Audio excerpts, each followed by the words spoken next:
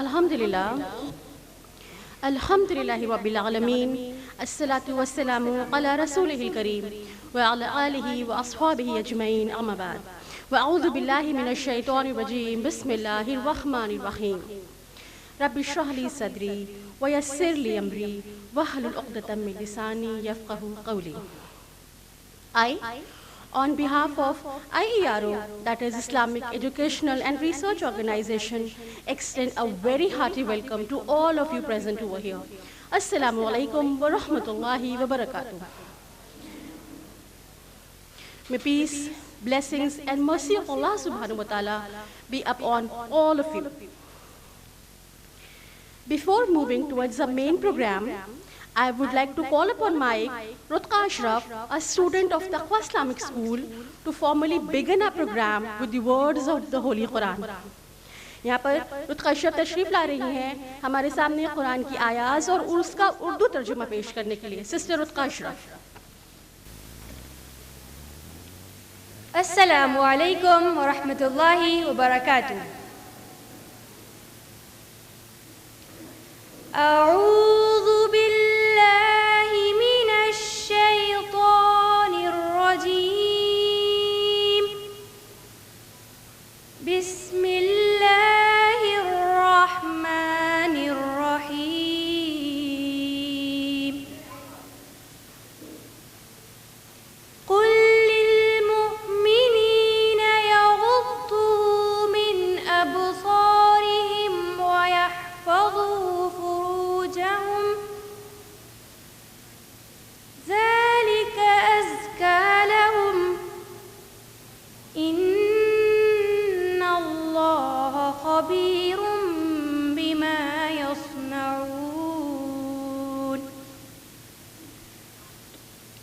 वक़ुल लिल्मुअ्मिनाति यग़्ضुضन मिन अबसारिहिन्न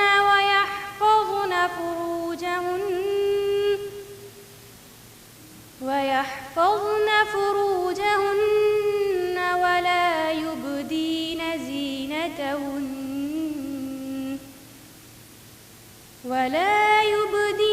ज़ीनतहुन्न इल्ला मा ज़हर मिन्हा वलयضربن بخمرهن على جيوبهن ولا يبدين زينتهن إلا لبعولتهن أو آبائهن أو آباء بعولتهن أو أبنائهن أو أبناء بعولتهن أو إخوانهن أو بني أخواتهن أو إخوانهن أو بني إخوانهن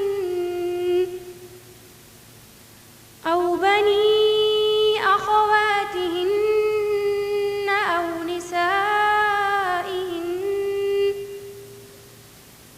أو نسائهن أو ما ملكت أيمانهن أو التابعين غير أولي الإربة من الرجال أو الطفل الذين لم يظهروا على عورات النساء ولا يضربن بأرجلهن ليعلم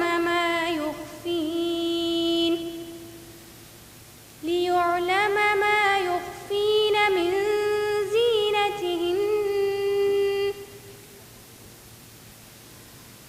وتوبوا إلى الله جميعا أيها المؤمنون وتوبوا इलल्लाहि जमीअन अय्युहल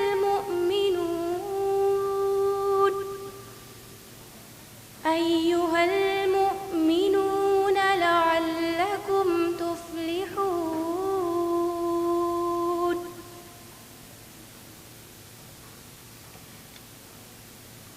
मोमिन मर्दों से कह दो कि अपनी नज़रें नीची रखा करें और अपनी शर्मगाहों की हिफाजत किया करें। ये उनके लिए बड़ी पाकीज़गी की बात है और जो काम ये करते हैं अल्लाह उनसे खबरदार है। और मोमिन औरतों से कह दो कि वो भी अपनी निगाहें नीची रखा करें और अपनी शर्मगाहों की हिफाजत किया करें और अपनी आराइश यानी जेवर के मकामात को जाहिर ना होने दिया करें मगर जो उसमें से खुला रहता हो, और अपने सीनों पर ओढ़नियाँ ओढ़े रहा करें और अपनी जीनत को जाहिर ना किया करें सिवाय अपने खाविंद और बाप और खुसर और बेटों और अपने खाविंद के बेटों और भाइयों और भतीजों और भांजों और अपनी जैसी मोमिन औरतों और लौंडी गुलामों के सिवा नीज़ उन खुद्दाम के जो औरतों की ख्वाहिश ना रखें या ऐसे लड़कों के जो औरतों के पर्दे की चीज़ों से वाकिफ़ ना हो। गरज इन लोगों के सिवा अपनी जीनत को जाहिर ना होने दें और अपने पाँव ऐसे तौर से ज़मीन पर ना मारें कि झंकार कानों में आवाज़ जाए और उनका पोशीदा जेवर मालूम हो जाए। और मोमिनों सब अल्लाह के आगे तौबा करो ताकि फलाह पाओ। जज़ाकुमुल्लाहु खैरन कसीरा। Jazakallahu khairan Rutqa Ashraf. So this was Rutqa Ashraf, a student of Taqwa Islamic School. माशाअल्लाह रुतका, अल्लाह ताला आपकी कोशिश को कबूल फरमाए। रुतका, girls like you are an example can hijab can never a barrier in learning anything. So अब आइए बढ़ते हैं अपने मेन प्रोग्राम की तरफ। हमारे आज के लेक्चर का टॉपिक है ऑल अबाउट हिजाब। हिजाब सुनने में एक छोटा सा, सादा सा, मासूम सा, शरीफ सा लफ्ज़ जिसने अपने अंदर दुनिया जहाँ की शर्म हया को, सादगी को, शराफत को, तहजीब को समेट रखा है। लेकिन कैसे आजकल इस छोटे से, मासूम से, शरीफ से लफ्ज़ ने हंगामा बर्पा कर रखा है, ये हम सब जानते हैं। कैसे एक कॉलेज से उठा या कहीं उठाया गया मुद्दा नेशनल, इंटरनेशनल इशू बना दिया गया, ये हम सब ने देखा। किस तरह से अल्लाह रब्बुल आलमीन के 1450 साल पुराने इस हुक्म को कुछ यूं पेश किया गया जैसे कोई बहुत नई चीज़ हो, जैसे मुसलमान लड़कियों ने इसको अभी अभी ईजाद किया हो और उन्होंने इसको अभी फ़ौरन पहनना शुरू किया हो। और उन लड़कियों की भलाई के लिए हर तरफ से कोशिश की जाने लगी कि उनको इस चीज़ से दूर रखा जाए, वरना ये उन पे बड़ा जुल्म होगा। हिजाब को एक सिंबल ऑफ ऑपरेशन की तरह पेश किया गया कि जैसे इस हिजाब का बोझ उठाए मुस्लिम लड़कियां तालीम से, तरक्की से महरूम हैं। हिजाब की वजह से वो तालीम मुकम्मल नहीं कर पा रही हैं और ये उनकी तरक्की के रास्ते में बहुत बड़ा रोड़ा है। लेकिन जब ये देखा गया कि मुसलमान लड़कियां तो हिजाब पहनकर भी आज डॉक्टर्स हैं, टीचर्स हैं, इंजीनियर्स हैं, एंटरप्रेन्योर्स हैं, राइटर्स हैं, प्रेजेंटर्स हैं, तो अब इस बात को कुछ यूं मोल्ड कर दिया गया कि it's a symbol of patriarchy. यानी जिन माँ बाप ने अपनी बच्चियों को डॉक्टर्स बनाया, टीचर्स बनाया, राइटर्स, स्पीकर्स बनाया, उन माँ बाप ने हिजाब को अपनी बेटियों पर लाद दिया, उनको इसके बोझ तले दबा दिया। यानी पढ़ी लिखी लड़कियों के पास हिजाब पहना उनकी चॉइस नहीं है, उनकी मजबूरी है। और जो पढ़ ना सकी, हिजाब वजह थी उनके ना पढ़ पाने की। आप सबने देखा, आप अच्छी तरह जानती हैं कि किस तरह से टीवी चैनल्स पर घंटों की बहस चलती रही कि हिजाब इस्लाम की एसेंशियल रिलीजियस प्रैक्टिस है या नहीं है। टीवी चैनल्स पे फुल मेकअप में बैठ के एंकर्स हिजाब एक्सपर्ट बन गए। उन्होंने डिसाइड करना शुरू कर दिया कि मुसलमान लड़कियों को क्या पहनना चाहिए और क्या नहीं पहनना चाहिए, वो चूज करे हिजाब या किताब। कोई भी टॉम डिक एंड हैरी कोई भी आता न्यूज़ चैनल पे बैठता और वो हिजाब पे अपने एक्सपर्ट कमेंट देना, अपना ज्ञान बांटना शुरू कर देता। अखबार के वरक पे वरक रंग दिए गए इस टॉपिक से किसी भी छोटे बड़े नेता की, पॉलिटिशियन की स्पीच इस टॉपिक के बगैर मुकम्मल ना हो सकी। गोया हर तरफ अब चाय पे चर्चा की बजाय हिजाब पे चर्चा शुरू हो गई। हर कोई इसी मुद्दे को सुलझाने में लग गया। और फिर यहाँ रोल शुरू हुआ IERO का। IERO यानी Islamic educational and research organisation. इस मुद्दे को आउट ऑफ प्रोपोर्शन जब ब्लो किया जाने लगा तो हमेशा की तरह IERO ने अपनी जिम्मेदारी को निभाते हुए इस मुद्दे को, हिजाब इशू को, इस कंट्रोवर्सी को एड्रेस करने का फैसला किया।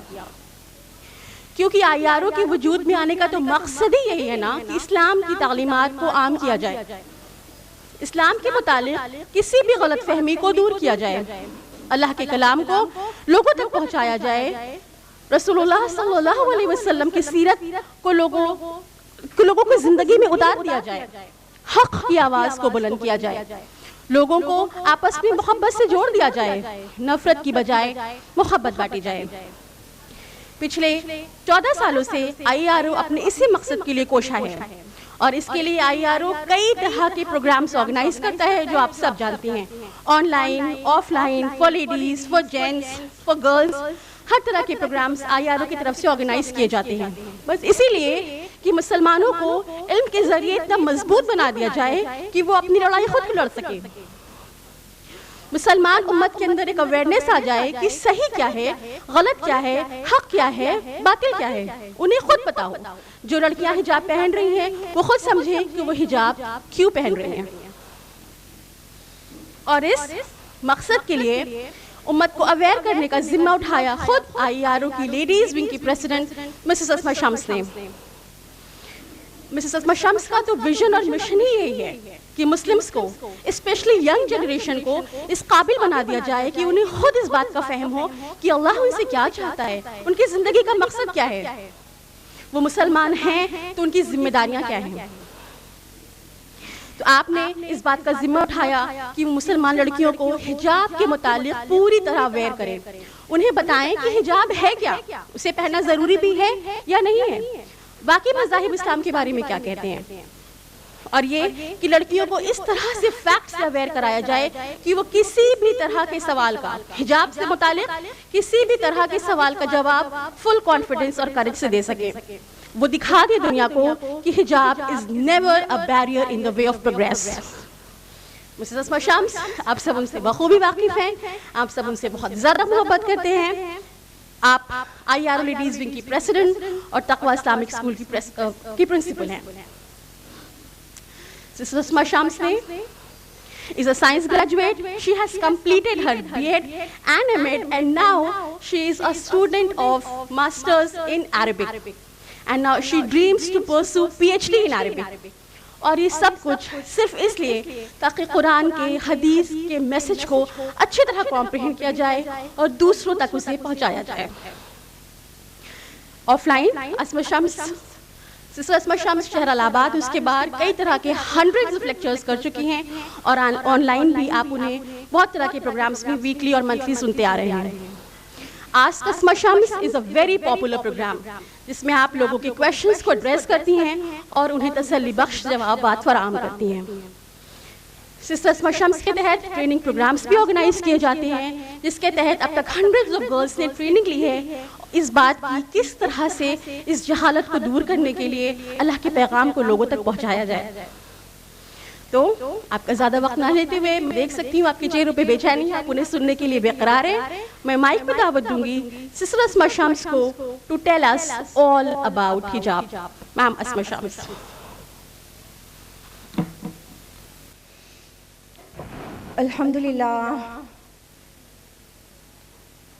अल्हम्दुलिल्लाहि रब्बिल आलमीन वस्सलातु वस्सलामु अला रसूलिहिल करीम व अला आलिहि व अस्हाबिहि अजमईन, अम्मा बाद।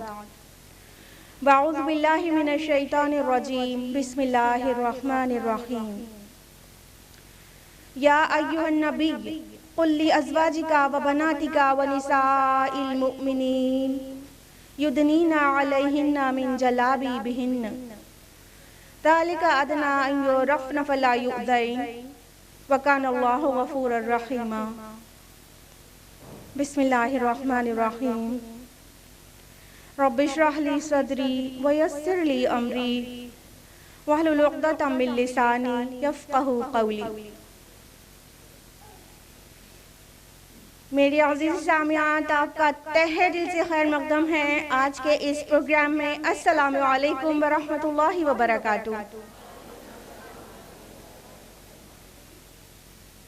माशाअल्लाह, आपकी कसीर तादाद देखकर मेरे जोश में मज़ीद इजाफा हो गया है।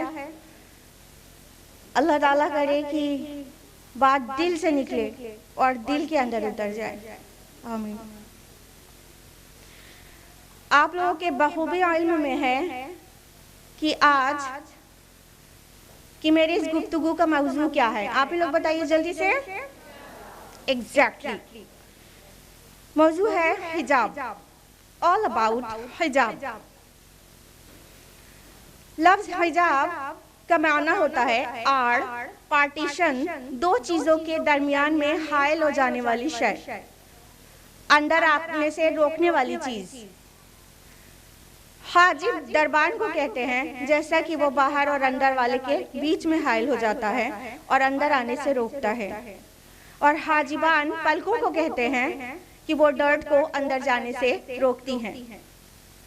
तो हिजाब का मतलब हुआ कोई आड़, कोई पार्टीशन जो दो चीजों को मिलने से रोके या किसी चीज को अंदर आने से रोके। हिजाब का प्लूरल है हजब। ये टॉपिक क्यों लिया गया हिजाब, इससे आप सभी वाकिफ हैं, क्योंकि पिछले 2 महीने से आप मीडिया में देख रहे हैं इस टॉपिक को एक इशू की तरह पेश किया जा रहा है हिजाब। और 2 महीना इसलिए कह रहे हैं कि जो पिछले महीने 8 फरवरी को सिस्टर मुस्कान वाला जो केस हुआ था, उससे भी 1 महीना तकरीबन पहले से हिजाब का मामला उठ चुका था हिंदुस्तान में। क्या हुआ था सबको पता है, बहुत ब्रीफ में जाएंगे वहां पर। कि आप सभी ने देखा कि कर्नाटक में कई कॉलेजेस में लड़कियों को हिजाब में, पर्दे में कॉलेज में एंट्री नहीं दी जा रही थी। उनके असाइनमेंट्स थे, प्रोजेक्ट्स थे और उनके सेशनल्स थे और उनका तालीम का बहुत बड़ा नुकसान हो रहा था, लेकिन उनको गेट के अंदर जाने नहीं दिया जा रहा था हिजाब और नकाब में। ये चल रहा था, तकरीबन 1 महीना गुजर चुका था। फिर 8 फरवरी 2022 को हमारी एक बहादुर बहन, जिसका नाम न सिर्फ नेशनल लेवल पर बल्कि इंटरनेशनल लेवल पर घूम रहा है, और उस बहन का नाम है, क्या नाम है? एग्जैक्टली, एवरीबॉडी नोज, माशाल्लाह, मुस्कान खान। वो कॉलेज में हिजाब में दाखिल होती है और बहुत सारे सैफरन कलर में लोग उसको डराने की कोशिश करते हैं और वो बेखौफ होकर अल्लाहु अकबर के नारे लगाती है। तो सबसे पहले मैं अपनी बहन, मैं अपनी बहादुर ब्रेव सिस्टर मुस्कान खान को खराज तहसीन पेश करती हूँ कि उसने जिस बहादुरी का मुजाहिरा किया है, यकीनन मिल्लत की हर बेटी के लिए वो एक नमूना है कि बातिल के सामने डरना नहीं है। जब खुद हक पर हैं तो किसी से डरने की ज़रूरत नहीं है। सेम डे भी मेरी एक वीडियो रिलीज हुई थी 8 फरवरी को मुस्कान खान के मुतालिक, लेकिन ये इशू थमा नहीं, चलता चला जा रहा था। तो ज़रूरत महसूस हुई कि एक मुकम्मल तफसीली गुफ्तगू की जाए हिजाब मौजू पर। लिहाजा आज का ये प्रोग्राम ऑर्गेनाइज किया गया कि हिजाब की हकीकत एक्चुअली क्या है और मीडिया इसको किस तरह से पोर्ट्रे कर रही है और लोगों के दरमियान पहुंचा रही है। तो ये जो हिजाब का कॉन्फ्लिक्ट है ना, जो 1 या 2 महीना कह सकते हैं, 2 महीने से हिंदुस्तान में चल रहा है, ये एक्चुअली ये पिछले 2 महीने पहले शुरू हुआ केस नहीं है। ये कंट्रोवर्सी, ये कॉन्फ्लिक्ट 2 महीना पुरानी नहीं है।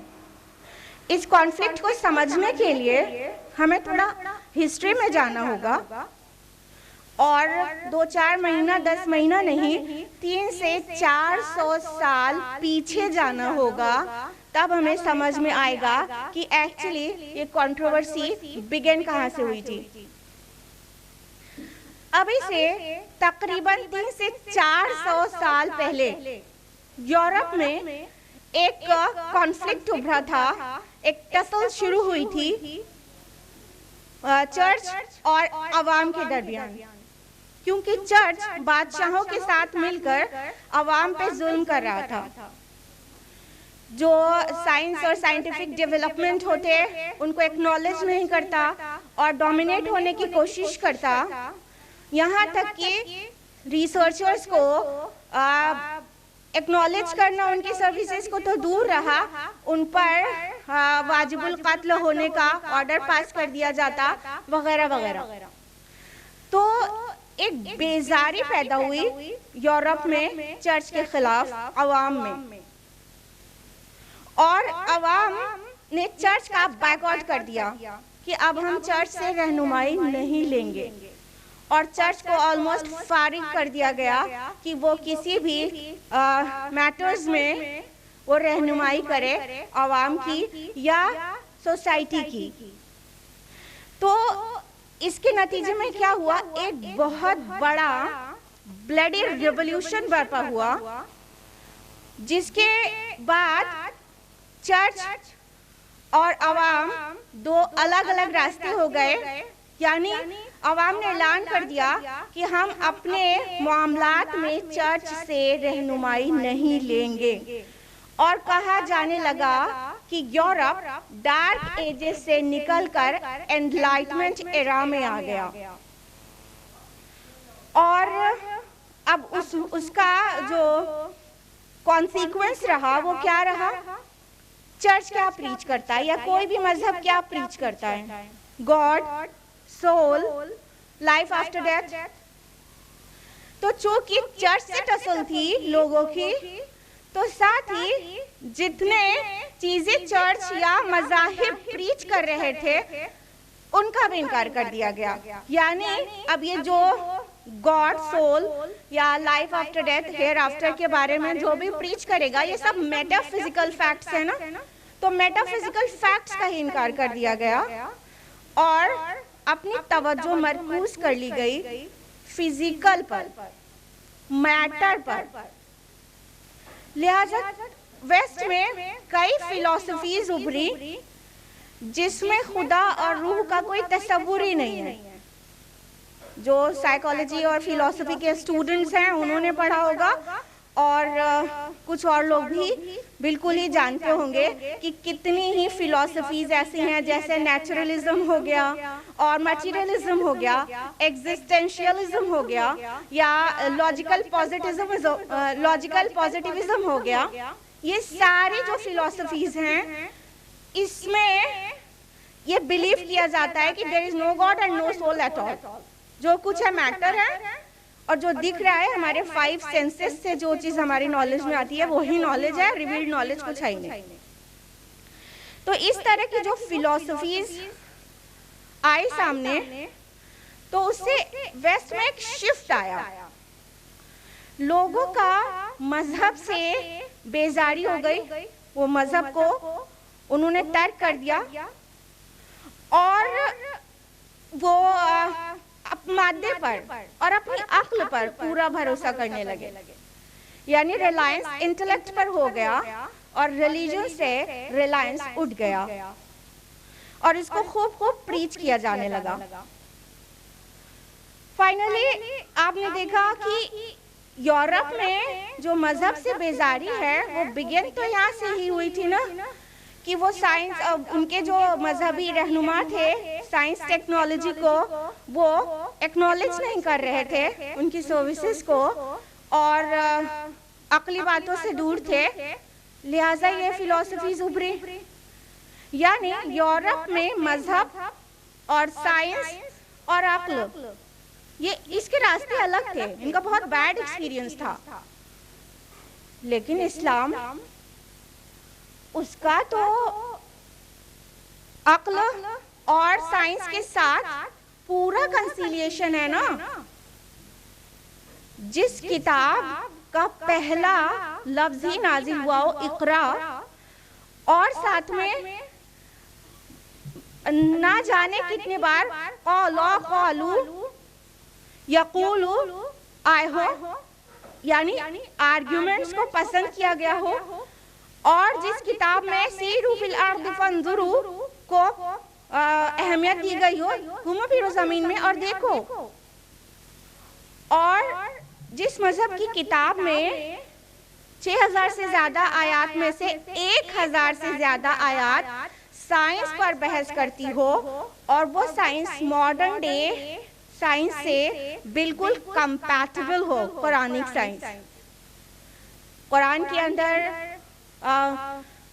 साइकोलॉजी फिलॉसफी होने के साथ साथ जो साइंस की मॉडर्न डे ब्रांचेस हैं, जैसे कि एस्ट्रोनॉमी है, जियोलॉजी है, बॉटनी है, फिजिक्स है, ओशनोलॉजी है, और न जाने कितनी ब्रांचेस ऑफ साइंस, उस सब की आयात मौजूद है। एम्ब्रियोलॉजी के मुतालिक इंसान और तमाम लिविंग बीइंग को पानी से पैदा किया, इस किताब में कह दिया गया हो, और सैयारे और सितारों की गर्दिश का पता जब कोई न लगा पाया हो, उस 1400 साल पहले जहां पर कह दिया गया हो कुल्लुन फी फलकिन यस्बहून, सब अपने अपने ऑर्बिट में तैर रहे हैं।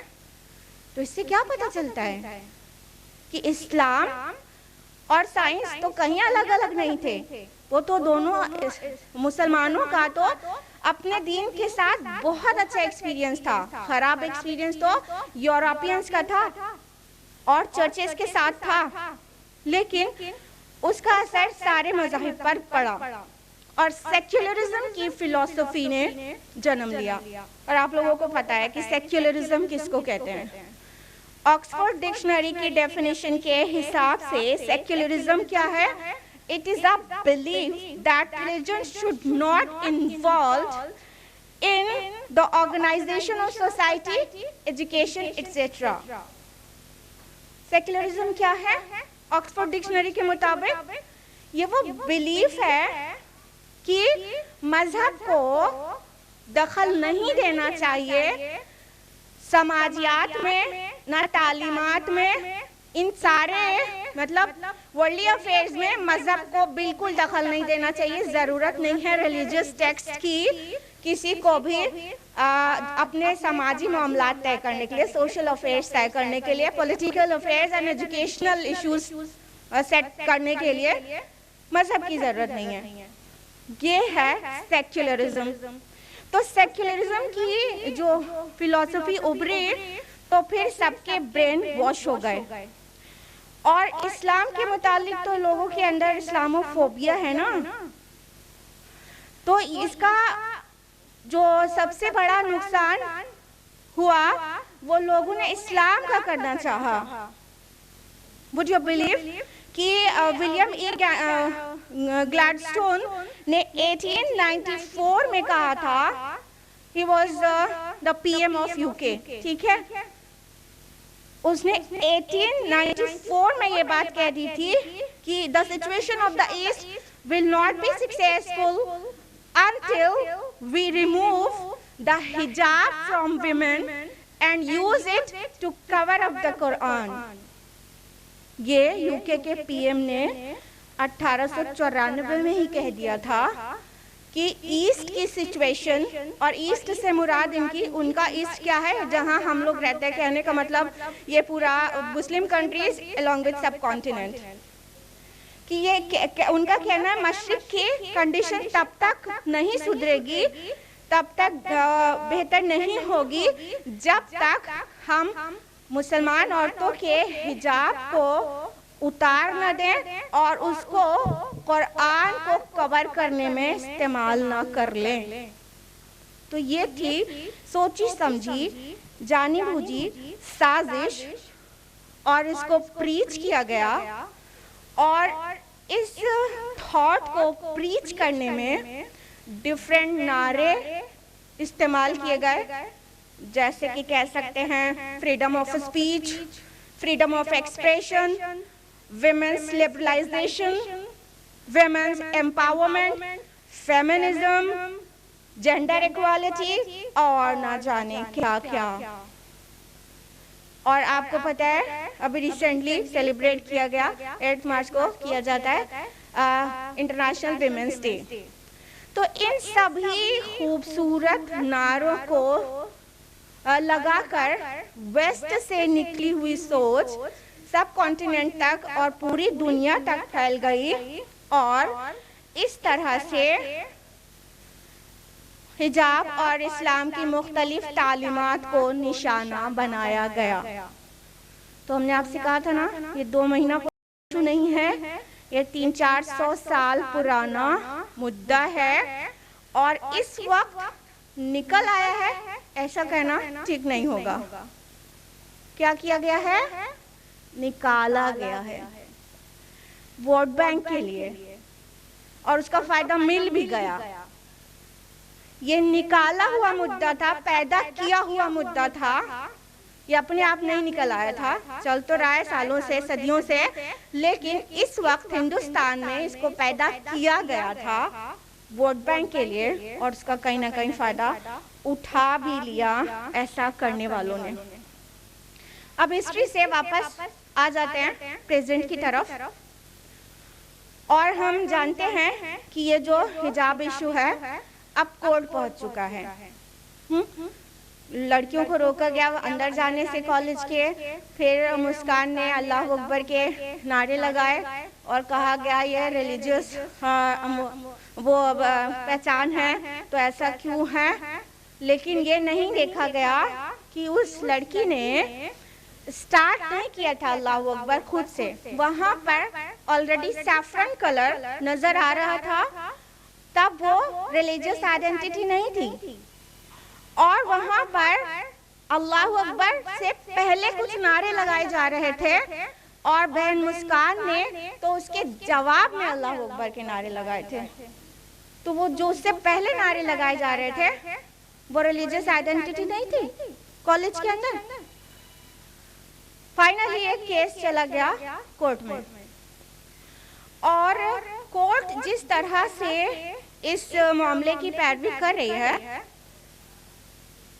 वो भी थोड़ा अजीब है। अभी वर्डिक्ट नहीं आया है और हिंदुस्तान की अदलिया से हमें अच्छी ही उम्मीद रहती है, तो उम्मीद है कि कर्नाटक हाई कोर्ट का वर्डिक्ट इंसाफ के साथ आएगा। बहरहाल केस जिस तरह से अदालत इसकी पैरवी कर रही है वो इस तरह से इसे एनालाइज किया जा रहा है कि क्या हिजाब मुसलमानों के यहाँ उनकी एसेंशियल रिलीजियस प्रैक्टिस है या नहीं है, यानी क्या ये फर्ज है मुसलमानों के लिए कि नहीं। Then I would like to say कि इंडियन कॉन्स्टिट्यूशन का आर्टिकल 25 से लेके 28, स्पेशली आर्टिकल 25, 26 और 28 ये जो मजहबी आज़ादी देता है हिंदुस्तान में सभी को, उसमें ये कैद कहीं पर भी नहीं है कि एसेंशियल रिलीजियस प्रैक्टिस पर ही मजहबी आज़ादी मिलेगी, बल्कि बगैर कैद के चाहे वो एसेंशियल रिलीजियस प्रैक्टिस हो, फर्ज हो उस मजहब में या ना हो, सबको अपने मजहब के ऊपर अमल करने का, उसे मानने का और उसे प्रीच और प्रोपेगेट करने का भी हक हासिल है। अल्हम्दुलिल्लाह इंडियन कॉन्स्टिट्यूशन वर्ल्ड के बहुत अच्छे कॉन्स्टिट्यूशंस में से एक है अल्हम्दुलिल्लाह। तो ये हम कहना चाहते हैं कि इंडियन कॉन्स्टिट्यूशन इसकी कैद नहीं लगाता है कि एसेंशियल रिलीजियस प्रैक्टिस में ही आज़ादी मिलेगी किसी भी मजहब के लोगों को। और एसेंशियल रिलीजियस प्रैक्टिस ये एनालाइज करने वाला कोर्ट कौन होता है? हर काम अपने अपने एक्सपर्ट से कराए जाते हैं ना, हर काम एक्सपर्ट से कराते हैं, हम और आप और सभी लोग, कोर्ट भी और सभी लोग फील्ड के एक्सपर्ट से कराते हैं। क्या कर्नाटका हाई कोर्ट इस्लाम का एक्सपर्ट है? हमारे एक्सपर्ट्स हमारे स्कॉलर्स हैं, दीन इस्लाम के एक्सपर्ट्स प्रेजेंट डे स्कॉलर्स हैं। तो हमारे फुक़हा, हमारे मुफस्सिरीन, हमारे मुहद्दिसीन, हमारे जुरिस्ट ये तय करेंगे कि क्या कौन सा तालीम इस्लाम की एसेंशियल रिलीजियस प्रैक्टिस है और कौन सी नहीं है, फराइज क्या है, मुस्ताहबात क्या है, मकरूहात क्या है और हराम क्या है, ये स्कॉलर्स तय करेंगे, ना कि कोर्ट। और जिस तरह सिख्स ने अपनी टर्बन को, अपनी पगड़ी को साबित किया हिंदुस्तान के सामने कि वो उनके एसेंशियल रिलीजियस प्रैक्टिस है, तो उनको पगड़ी के साथ हर जगह अलाउ किया जाता है, हर जगह। आज मुसलमानों का वो टाइम आ गया है कि उन्हें साबित करना है कि हिजाब हमारे दीन में फर्ज है, यानी एसेंशियल रिलीजियस प्रैक्टिस है, ये हमें साबित करना है। और ये काम हमारे और आपके करने का है कि हम इसको साबित करें और अमल से भी साबित करें। तो मेरी रेस्ट ऑफ द टॉक इसी पर बेस होगी कि एक्चुअली हिजाब इस्लाम की एसेंशियल रिलीजियस प्रैक्टिसेस में से एक है। तो आगे जानने के लिए हम बढ़ेंगे कोर्ट से मीडिया की तरफ। मीडिया ने जिस तरह से इस केस को दिखाया है, मेन स्ट्रीम मीडिया ने, वो इंतहाई अफसोसनाक नहीं, शर्मनाक है। सिली आर्गुमेंट नंबर 1 मीडिया का स्पेशली, वो क्या, बुर्का या हिजाब वर्ड कुरान में मौजूद ही नहीं है और हिजाब कुरान का हुक्म है ही नहीं। ये है इंतहा दर्जे का बेहुदा और जहालत भरा आर्गुमेंट, और ये मीडिया में खूब चलाए और जितने जाहिल गवाह थे इस्लाम के मुतालिक उन सभी को ये जिम्मेदारी दे दी गई कि वो इस्लाम के बारे में जो मर्जी आए बोले। खुद लोग तो अपने हर काम एक्सपर्ट नहीं, सुपर एक्सपर्ट से कराते हैं। बीमार होते हैं तो डॉक्टर के पास जाते हैं, कॉबलर के पास नहीं जाते, ग्रोसर के पास नहीं जाते, हाँ, इलेक्ट्रीशियन के पास नहीं जाते। बीमार होते तो डॉक्टर के पास जाते हैं, और सिर्फ डॉक्टर ही के पास नहीं जाते हैं। जब स्किन में कोई प्रॉब्लम होती है तो डर्मेटोलॉजिस्ट के पास जाते हैं, जब हार्ट की प्रॉब्लम होती है तो कार्डियोलॉजिस्ट के पास जाते हैं, और जब किडनी की कोई प्रॉब्लम होती है तो नेफ्रोलॉजिस्ट के पास जाते हैं।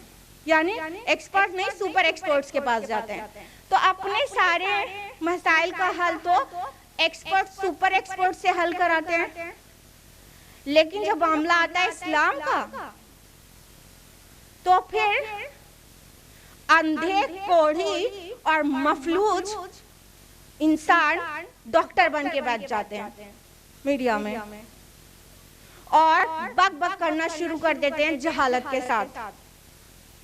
गैर मुस्लिमीन भी बोलना शुरू कर देंगे कि हिजाब कुरान में है ही नहीं, हिजाब का हुक्म है ही नहीं, और नेम सेक मुस्लिम्स, बल्कि कहना चाहिए बिके हुए मुस्लिम, दो कौड़ी में बिके हुए मुस्लिम, अपने नेम और फेम के लिए बिके हुए मुस्लिम्स, वो भी बैठ जाती हैं और इस्लाम के मुताल्लिक बातें जहालत के साथ करने लगते हैं कि इस्लाम में हिजाब फर्ज है ही नहीं।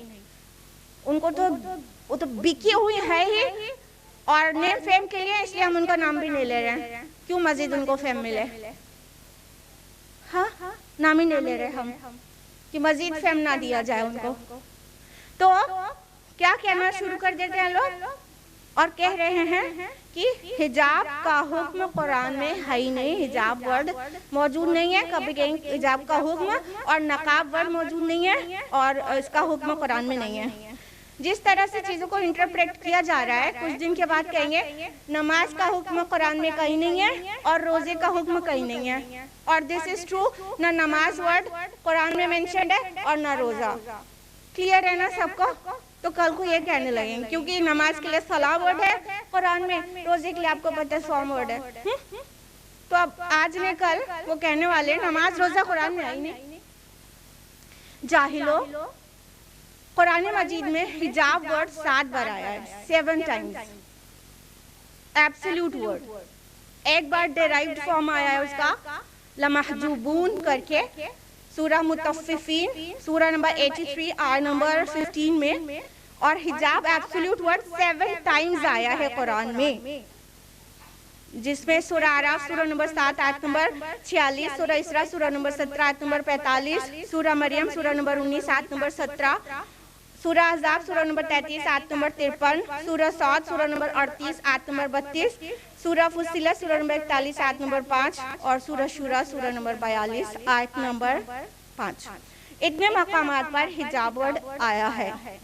But I do agree with you कि हिजाब पर्दा करने के लिए नहीं, मोस्टली एक जगह छोड़ के ये हिजाब आड़ एक पार्टीशन, एक डिवाइडर की तरह से मेंशन किया गया है।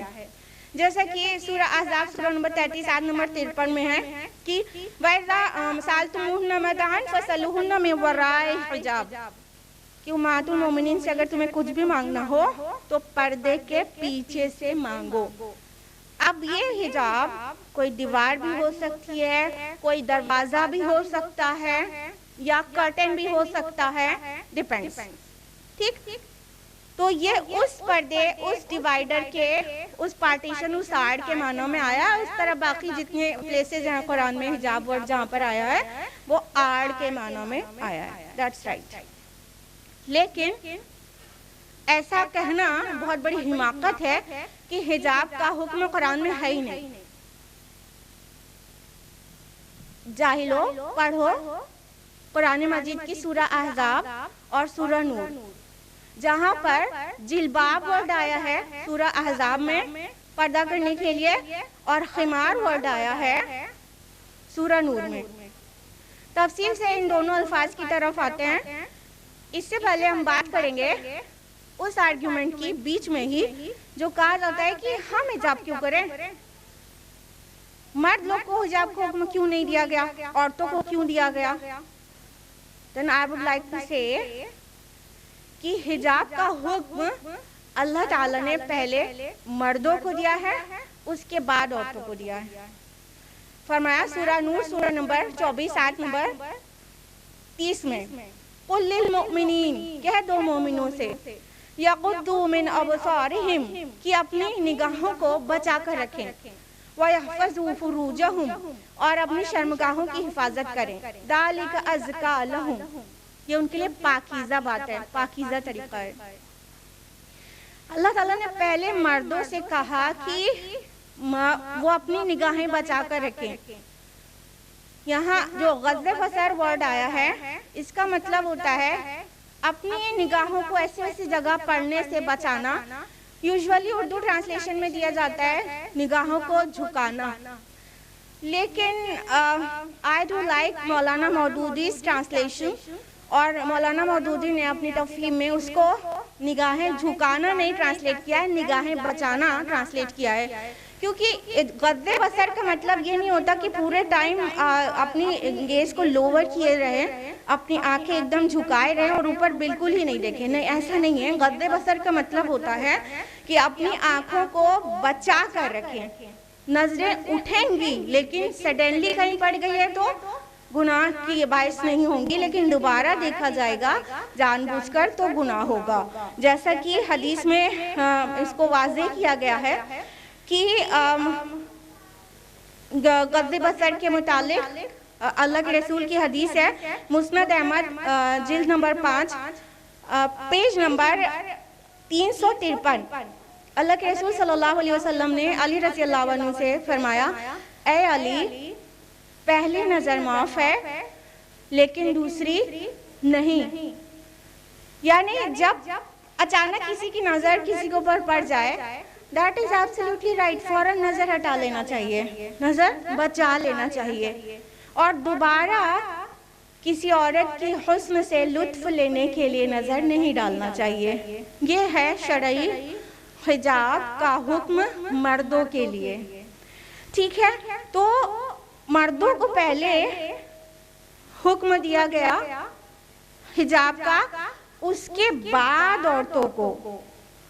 औरतों के लिए हिजाब का हुक्म है। सूरा नूर सूरा नंबर 24 आयत नंबर 31 में अल्लाह ताला ने फरमाया, कुल लिल मुमिनात, मोमिन औरतों से कह दीजिए, यग़दुदना मिन अबसारिहिन्ना, कि वो भी अपनी निगाहों को बचा कर रखें, व यहफ़ज़ना फ़ुरूजहुन्ना, और अपनी शर्मगाहों की हिफाजत करें, वला युब्दीना ज़ीनतहुन्ना इल्ला मा ज़हरा मिन्हा, और अपनी जीनत को जाहिर न करें, अपनी ब्यूटी को, अपने ऑर्नामेंट्स को रिवील ना करें सिवाय उसके जो खुद ब खुद खुल जाए, खुली चीज है। इल्ला मा ज़हरा मिन्हा के देयर आर सेवरल इंटरप्रिटेशंस, उसकी तफसील में जाने का वक्त नहीं है।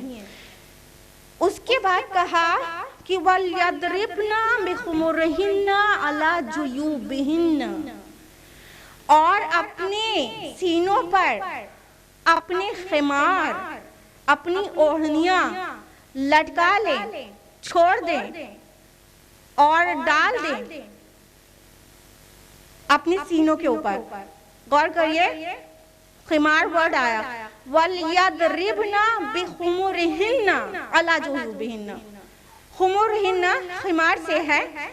खिमार का माना होता है ऐसी ओढ़नी जो हेड टू रिब्स कवर करे, सर से लेके पसलियों तक, यहाँ तक कवर करने वाली ओढ़नी को खिमार कहते हैं अरबी जुबान में, और अरब में मुस्तामल है ये वर्ड। तो इस ओढ़नी को खिमार कहते हैं। यहाँ पर खिमार वर्ड आया और उसके आगे क्या फरमाया गया कि वला युद्दीना ज़ीनतहुन्ना, और अपनी जीनत, अपनी आराइश, अपनी ब्यूटी को रिवील ना करें, जाहिर ना करें, इल्ला लिबुलतिहिन्ना, सिवाय अपने शोहरों के, औ आबाइहिन्ना, या अपने वालिद के। और महरम की एक लंबी लिस्ट है, जैसा कि आपने अभी हमारी बच्ची रुतका अशरफ से तिलावत कुरान में सुना, बिगनिंग ऑफ द प्रोग्राम। अब ये जो वर्ड खिमार आया है कि खिमार को अपने ऊपर छोड़ दें, डाल दें, लटका लें, ये हिजाब नहीं तो और क्या है? खिमार उस ओढ़नी को कहते हैं जो सर से लेके रिब्स तक कवर कर दे। ये मर्दों की जो स्कार्फ, हेड स्कार्फ होता है, उसके लिए भी इस्तेमाल किया जाता है। मर्द भी जो धूप से बचने के लिए हेड स्कार्फ, या अरब में कल्चर के हिसाब में हेड स्कार्फ जो लगाते हैं, उसको खिमार कहा जा सकता है। और खमर शराब को कहते हैं, आपको पता होगा, क्योंकि वो दिमाग को ढांप देती है ना, अक्ल समझने से मतलब बेकार हो जाती है, उस अक्ल को ढांप देने वाली है ना, तो इसलिए खमर लफ्ज आया कुरान मजीद में शराब के लिए भी। सूरा मायदा सूरा नंबर 5 आयत नंबर 90 में, या अय्युहल्लज़ीना आमनू इन्नमल खम्रु वल मैसिरु वल अंसाबु वल अज़लामु रिज्सुम मिन अमलि शैतान। ठीक है, कि शराब, जुआ और फाल निकालने के पास से कि तीर और बुतों के थान, ये सब गंदी बातें शैतानी काम है। तो खमर शराब को, क्योंकि वो ढांप देती है, तो ये ढांपने वाली ओढ़नी को खमर कहते हैं। और इसका हुक्म कुरान मजीद में आया है, इन अल्फाज में आया है कि औरतों से कह दो कि वो अपने खिमार को अपने ऊपर लटका लें, अपने सीनों को ढक लें उससे। अल्लाह ताला बेहतर जानते हैं ना कि किस किस चीज पे मर्द प्रोवोक होंगे, किधर किधर से, अल्लाह ताला बेहतर जानते ना, वो खालिक है। तो अल्लाह ताला ने खिमार को बॉसम्स पर लटका लेने के लिए कहा। अयामुल जाहिलिया में भी औरतों क्या खिमार, शरीफ औरतों क्या खिमार और जिलबाब का चलन था, लेकिन वो खिमार को पीछे डाल लेती थी, हेड को कवर करके, और उसका जो आंचल है वो पीछे डाल देती थी, वो फ्रंट में नहीं ढकती थी। लेकिन ये तरीके को इस्लाम ने पसंद नहीं किया, जबकि शुरफा क्या खिमार और जिलबाब दोनों इस्तेमाल में थे। कौन खिमार और जिलबाब, जो ओढ़नी कौन नहीं इस्तेमाल करता था? जो बांदियाँ होती थी, लौंडियाँ होती थी, जिनकी समाज में कोई इज्जत नहीं होती थी, जो कहीं से गुजरे तो कोई सीटी बजाए चाहे कोई मोलास्ट करे कोई फर्क नहीं पड़ता था, उनकी सोसाइटी में कोई इज्जत नहीं थी, वो लोग खुले खुले निकलती थी। शरीफ औरतें हर दौर में ढक के कवर होके निकलती थी और अयामुल जाहिलिया के अरब में भी ढक कर कवर होकर निकलती थी। आज देखो कि बिल्कुल उलट दिया गया है। नीम बरहना है, ऑलमोस्ट बरहना, उसके बाद भी शरीफजादी है, बड़ा नाम है, बड़ी इज्जत है, सुभान अल्लाह। पहले शरीफजादियाँ कवर्ड रहती थी और जो खुल के निकलती थी वो शरीफजादी नहीं होती थी, वो कनीज होती थी और उनको पब्लिक प्रॉपर्टी लोग समझ ले तो कोई मसला नहीं होता था, वो लोग खुले खुले निकल जाते थे। आज सब खुले निकलना चाहते हैं और तब भी शरीफ हैं। अल्लाह अकबर, अल्लाह ताला हिदायत दे। जिल्बाब वर्ड कुरान मजीद में आया पर्दे के लिए, उस आर्गुमेंट का जवाब ना कि कुरान में पर्दे का हुक्म है ही नहीं, खिमार के साथ आया पर्दे का हुक्म, जिल्बाब लफ्ज के साथ आया। सूरह नंबर 33 सूरह अहज़ाब आयत नंबर 59 में अल्लाह ताला ने फरमाया, या नबी कुल लि अज़वाजिका व बनातिका व निसाइल मुमिनीन युदनीना अलैहिन्ना मिन जलाबिबिहिन्ना ज़ालिका अदना अन युरफ़ना फला युज़ैन व काना अल्लाहु गफ़ूरर रहीमा। अल्लाह ताला ने फरमाया, ए नबी अपनी बीवियों, बेटियों और मोमिनों की औरतों से कह दीजिए वो जब भी बाहर जाएं अपना जिल्बाब, अपनी ओढ़नी अपने ऊपर डाल ले ताकि वो पहचानी जाएं। क्या पहचानी जाएं? अभी बताया था ना, शरीफजादियाँ खबर होके निकलती थी ताकि वो शरीफजादी पहचानी जाएं और कोई उनकी इज्जत से खेल ना करे, कोई उन्हें मुलास्क ना करे। तो ये जिल्बाब वर्ड यहाँ पर मौजूद है पर्दे के लिए, हिजाब के लिए। क्या कहा अल्लाह ताला ने? कान खोलकर सुन ले, वो जाहिल लोग, आप लोग नहीं, वो जाहिल लोग जो मीडिया में बैठते हैं, जो कहते हैं कि उस कुरान में उसका हुक्म ही नहीं है। एकदम वाज़िह है, या नबी कुल अज़वाजिका व बनातिका व निसाइल मुमिनीन युदनीना अलैहिन्ना मिन जलाबिबिहिन्ना, अपने ऊपर अपनी जिल्बाब डाल लें। जिल्बाब किस चीज को कहते हैं? अरब में जिस ओढ़नी से हेड टू टो कवर होता था, पूरा सर से पैर तक जो चादर कवर करती थी उसको जिल्बाब कहते थे। तो आज जो हम ये इंडियन कल्चर में जो अबाया और हिजाब पहनते हैं, तो ये ऊपर की ओढ़नी जो जिसको हेड स्कार्फ बोलते हैं, ये तो खिमार हो गई, और ये खिमार प्लस ये गाउन अबाया, ये दोनों मिला के जिल्बाब हुआ, क्योंकि जिल्बाब हेड टू टो कवर करती है। ठीक, तो ये दोनों चीज मिला के जिल्बाब हुआ। मकसद एक है ताकि किसी की ऐसी ऐसी निगाहें ना पड़े, ताकि कोई इज्जत से खिलवाड़ ना करे, ताकि कोई प्रोवोक ना हो, ताकि अल्लाह की बंदियां महफूज रहें। As simple as that. लेकिन मीडिया, ये गोदी मीडिया, ये दोगली गोदी मीडिया, ये इस चीज को फैला रही है कि हिजाब का हुक्म कुरान में है ही नहीं कहीं पर। अगर हिजाब से इतनी ज्यादा परेशानी है तो क्या अगर हम लोग हिजाब का नाम हटा के खिमार या जिल्बाब कहना शुरू कर दे तो ये मीडिया और ये कोर्ट इजाजत देंगे ना पहनने की? फिर हाँ, जिल्बाब या खिमार बोले तो परेशानी खत्म हो जाती है उनकी, तो हम जिल्बाब पहन कर निकलेंगे, हाँ, और पढ़ाई भी करेंगे, तालीम भी हासिल करेंगे।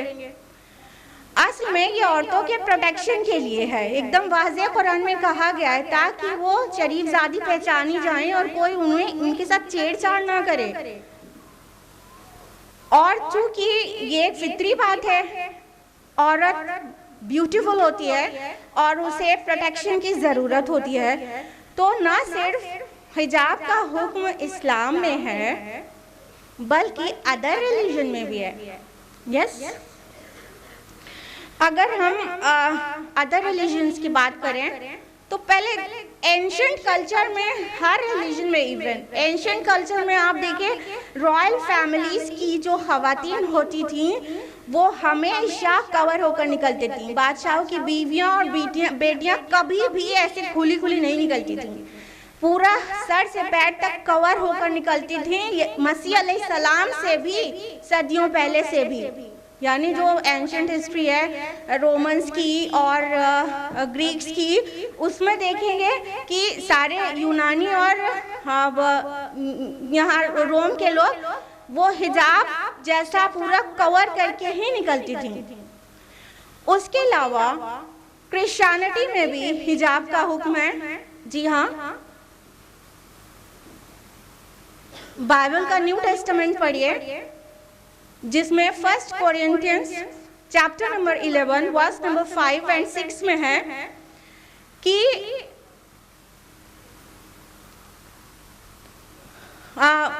औरत से कहा जा रहा है कि अगर वो अपने सर को कवर नहीं करती है तो उसके बाल को शेव ऑफ कर देना चाहिए। अगर वो इस बात को नापसंद करती है कि उसके हेयर शेव ऑफ किया जाए तो उसे चाहिए कि अपने को कवर करे, ढक के निकले। और उसके अलावा बाइबल के न्यू टेस्टामेंट में भी 1 Timothy chapter number 2 verse number 9 में है कि औरत को चाहिए कि वो मॉडेस्ट ड्रेस पहने, वो मॉडेस्टली ड्रेस अप हो, वो बहुत तहजीब वाले कपड़े पहने और गोल्ड पर्ल नहीं पहने और ब्रेडेड हेयर नहीं बनाए, बल्कि बहुत सादगी के साथ रहे। ये क्रिश्चियनिटी में भी मेंशन्ड है, अल्हम्दुलिल्लाह। और अगर हम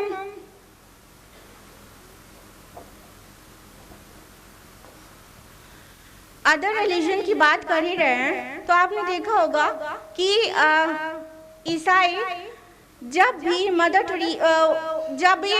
मेरी क्या वो पोर्ट्रेट बनाते हैं तो वो हजरत मरियम को सर से कवर्ड ही तो रखते हैं। हाँ, वो जो शबी बनाते हैं वो कवर्ड ही तो बनाते हैं। उसके अलावा कभी आपने मदर टेरेसा को ऐसे ना देखकर खुले खुले देखा है? मदर टेरेसा को सब पहचानते हैं ना, ऐसे ही तो देखा है आपने, कहीं खुली खुली है। और क्रिश्चियन नन्स को देखा है आपने, पहचानिए, ये खुली है। हाँ, ये क्रिश्चियन नन्स हैं, मुस्लिमात नहीं है और ये पूरी कवर्ड है। लेकिन ये डबल स्टैंडर्ड देखिए मीडिया का, नन्स कवर करें तो दे आर मॉडेस्ट, मुस्लिमात कवर करें तो दे आर ऑप्रेस्ड। डॉगली media, why is it double standard? एक क्रिश्चियन कवर करे तो दे आर मॉडेस्ट और एक मुस्लिमा कवर करे तो दे आर ऑप्रेस्ड। वो मजलूम है बेचारी, वो सब्जुगेटेड है, उसकी तौहीन की जा रही है उड़ाकर। ये ज्यूश कम्युनिटी की औरतें हैं, ऑर्थोडॉक्स ज्यू कम्युनिटी की खवातीन, आप मुश्किल से पहचान पाएंगी कि ये मुस्लिमात नहीं, ये यहूदिया हैं। ये ऑर्थोडॉक्स ज्यूश कम्युनिटी की औरतें जब निकलती हैं इस तरह से हेड टू टो कवर करके निकलती हैं, लेकिन सारा फसाद मुसलमानों के हिजाब के मुतालिक किया जाता है, जबकि अल्हम्दुलिल्लाह अदर रिलीजन में हिजाब का हुक्म है। अब उनकी अक्सरियत फॉलो नहीं करती तो क्या कर सकते हैं? Alhamdulillah, we Muslims are more practicing than others. Alhamdulillah. हिजाब का हुक्म हिंदुइज्म में भी है। अगर आप पढ़ें ऋग्वेद में ये मेंशन्ड है, book number 8, hymn number 33, verse number 9 में लिखा हुआ है कि ए ब्राह्मण औरत, तू अपने दोनों पैरों को करीब कर ले और अपनी नजरों को झुका ले और अपने आप को सर से पैर तक कवर कर ले। ये ऋग्वेद में लिखा हुआ है, ऋग्वेद में। और उसके अलावा आपने हमेशा देखा होगा सीता जी किस तरह से कवर्ड रहती हैं। हाँ, महावीर चरित्र में है, एक्ट 2 पेज नंबर 71 में, कि जब राम जी सीता जी बैठे होते हैं और परशुराम आते हैं, तो श्री राम सीता से कहते हैं कि परशुराम हमारे एल्डर हैं, हमारे बड़े हैं, तुम अपना वेल ले लो, तुम अपने को कवर कर लो। देखिए सीता जी भी तो कवर्ड रहती हैं। हाँ, लेकिन उनका कवर रहना तो मॉडेस्टी की निशानी है। हाँ, शालीनता की निशानी है। और मुसलमान का कवर्ड रहना तो एक सिंबल ऑफ ऑपरेशन है, सिंबल ऑफ सब्जुगेशन है, और मुसलमान औरतों के साथ जुल्म किया जाता है, इसलिए वो नकाब पहनती है, हिजाब पहनती है। हाँ, अब हम लोग जो यहाँ मेरी खूबसूरत बहनें बैठी हुई है ना, मेरा दिल कर रहा है कि क्यों ना उन्हें भी कुरान मजीद में हिजाब के मुतालिक जो काम है वो उन्हें भी बताया जाए। हाँ, तो असल में ये सवाल पैदा होना ही नहीं चाहिए था कि हिजाब क्यों। सवाल तो ये बनता है हिजाब क्यों नहीं, क्योंकि औरत की इज्जत और अस्मत, उसकी मॉडेस्टी, चास्टिटी और डिग्निटी को प्रोटेक्ट करने के लिए जो बेस्ट मीडियम है वो है हिजाब। मगर आज नेम सेक मुस्लिम खवातीन कहती हुई पाई जाती हैं, मेरा जिस्म मेरी मर्जी, मैं हिजाब क्यों पहनूं। दूसरे लोग ने कहना शुरू किया था, इधर बराए नाम जो लोग मुस्लिम हैं वो लोग भी शुरू हो गए, मेरा जिस्म मेरी मर्जी, इट्स माय डोमेन। अच्छा जी, मेरा जिस्म मेरी मर्जी, ये पूरा बाकी चीजें तो छोड़ दीजिए, इस पूरे जिस्म पर भी आपकी मर्जी कितनी चलती है जरा हमको बताइएगा। जब डायलिसिस करा के भी किडनी काबू में नहीं रहती, तो आप क्यों नहीं कहते मेरा जिस्म मेरी मर्जी, और आपकी किडनी दुरुस्त क्यों नहीं हो जाती आपकी मर्जी से। और जब हार्ट में कोई प्रॉब्लम हो जाती है, तो आपका हार्ट है ना, जरा अपनी मर्जी चला के दिखाइए, आपकी मर्जी से धड़के आपका दिल।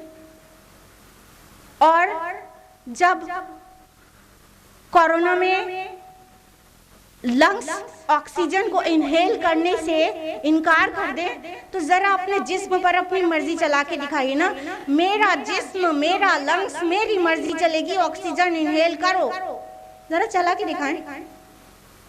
और उस सब पर बढ़कर जब आपके जिस्म से रूह निकालने के लिए मलकुल मौत आए, एंजल ऑफ डेथ, तो जरा कहिए मेरा जिस्म मेरी मर्जी और रूह नहीं निकलेगी। जरा अपनी मर्जी चला के दिखाएं।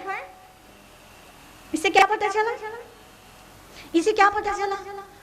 इससे पता चला कि हमारे जिस्म पर भी बहुत लिमिटेड, बहुत थोड़े से ऑर्गन्स ऐसे हैं एक्सटर्नल, जिस पर अल्लाह ताला ने हमारी मर्जी दी है। बाकी पूरा जिस्म भी हमारी मर्जी से नहीं चलता, इवन एक्सटर्नल ऑर्गन्स भी। नेल्स आपकी मर्जी से बढ़ते हैं और रुकते हैं, हाँ, एक्सटर्नल भी, इंटरनल की तो बात ही अलग है। तो आपका जिस्म आपकी मर्जी नहीं, it's not your domain, it should be Allah domain. Allah का बनाया हुआ जिस्म है, इस पर अल्लाह की मर्जी चलना चाहिए। ये बगावत है, मेरा जिस्म मेरी मर्जी। सिली आर्ग्यूमेंट नंबर 2, मर्दों से कहो अपनी नजर का पर्दा करें। हम क्यों पर्दा करें? अच्छा, अरे बेवकूफ औरत, जो चीज कीमती होती है ना उसे खुद प्रोटेक्ट किया जाता है। सामने वाले से नहीं कहा जाता कि वो बुरी निगाह ना डाले। Let me take some examples. जब अपने घर से आप लोग बाहर जाते हैं ना तो ताला लगाते हैं कि नहीं? हाँ कि नहीं लगाते? क्यों पुलिस से ये क्यों नहीं कहते चोर से कहो मेरे घर का रास्ता ना देखे? खुद से ताला लगा के जाते हैं ना। अपनी स्कूटी पार्क करते हैं, खुद ताला लगाते हैं ना। ये नहीं कहते ना कि चोर उचक्कों से कहो जरा मेरे स्कूटी को उनके ऊपर बुरी नजर ना डाले, हम तो खुला रखेंगे, उसको लॉक नहीं लगाएंगे। हाँ, और फिर कोविड में जब पिछले 2 साल से हमारी खूबसूरत बहनें सारी सुंदरियां मास्क लगा लगा के निकल रही हैं, तो उन्होंने ये क्यों ना कहा कि कोरोना से कहो मेरी सांसों में ना जाए? खुद मास्क लगा के निकली ना, आज तक निकल रहे हैं मास्क लगा के।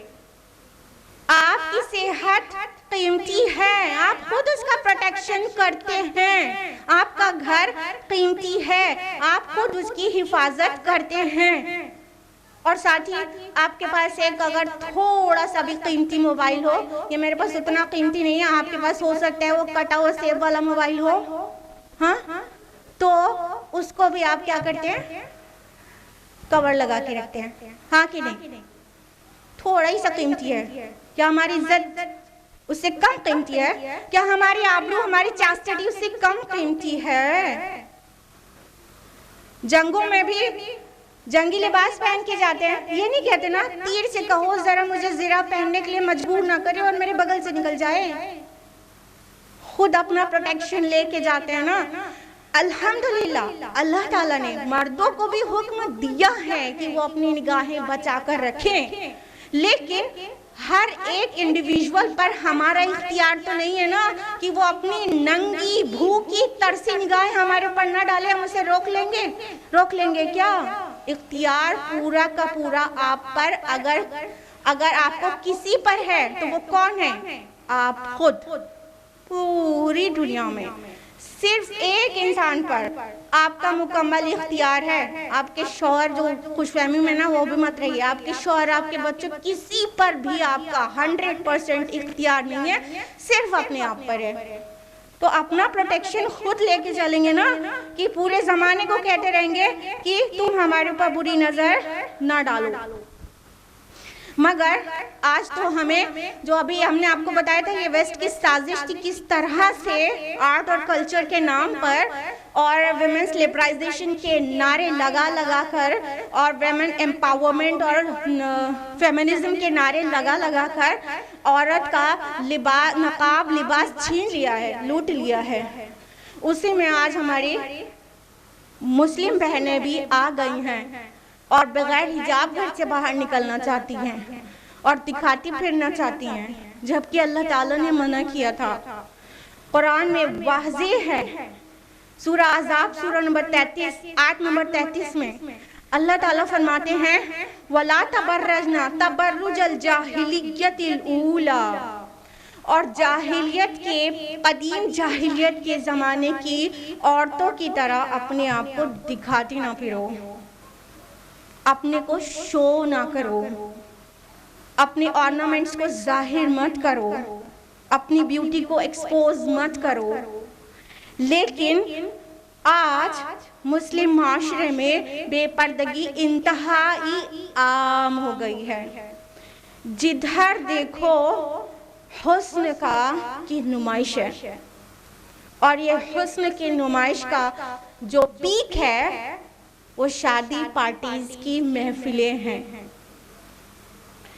जब शादी होती है ना, पहली बात तो वैसे ही खिलाफ सुन्नत है कि लड़की वाले के घर में सब इकट्ठा हों और डिनर उड़ाएं और गाना बजाना हो और सजावट हो।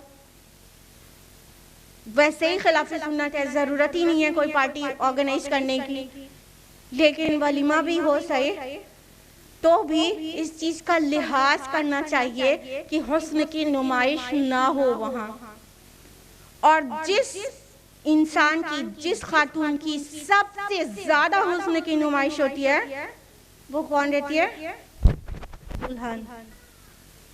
आज हमारी सोसाइटी का चलन है, इंडियन कल्चर से इंस्पायर होकर हमने दुल्हनों को सजा सजा कर स्टेज पर बैठाना शुरू कर दिया है और उनकी पूरी जीनत को ऐसे खोल के दिखाते हैं।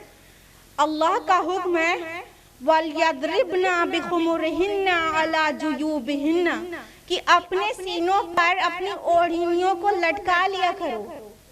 लेकिन दुल्हन के सीने पर ओढ़नी तो कैसे रह सकती है? लाखों का जेवर जो पहने हैं उसकी नुमाइश भी तो होना है।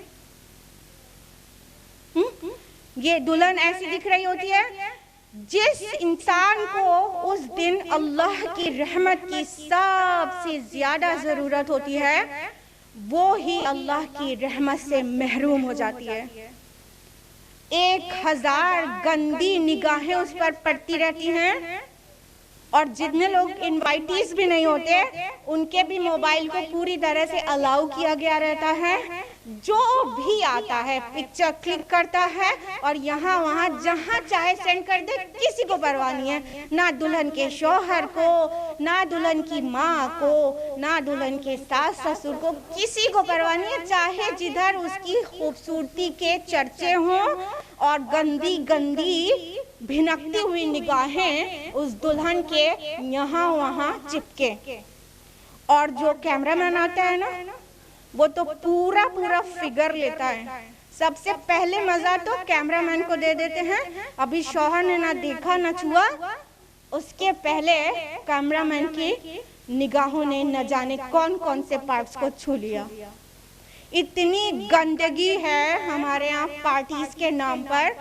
और हमारे यहाँ का चलन ये है कि जैसा होता आ रहा है सब जगह वैसे ही हम भी करेंगे। बेहयाई सब करते हैं तो हम भी करेंगे। तो दुल्हन को तो हम ऐसे नुमाइश बना के रखते हैं। अब दुल्हन की बात करें और दूल्हा की बात ना करें तो ये दूल्हा वाले थोड़ा नाराज हो जाएंगे। तो देखिए दूल्हा को ऐसे रखते हैं।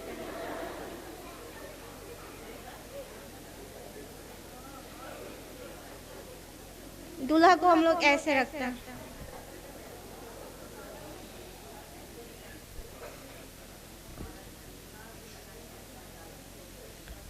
उसके अलावा कुछ मुस्लिम फैमिलीज ऐसी हैं जो दुल्हन को माशाल्लाह हिजाब में रखते हैं।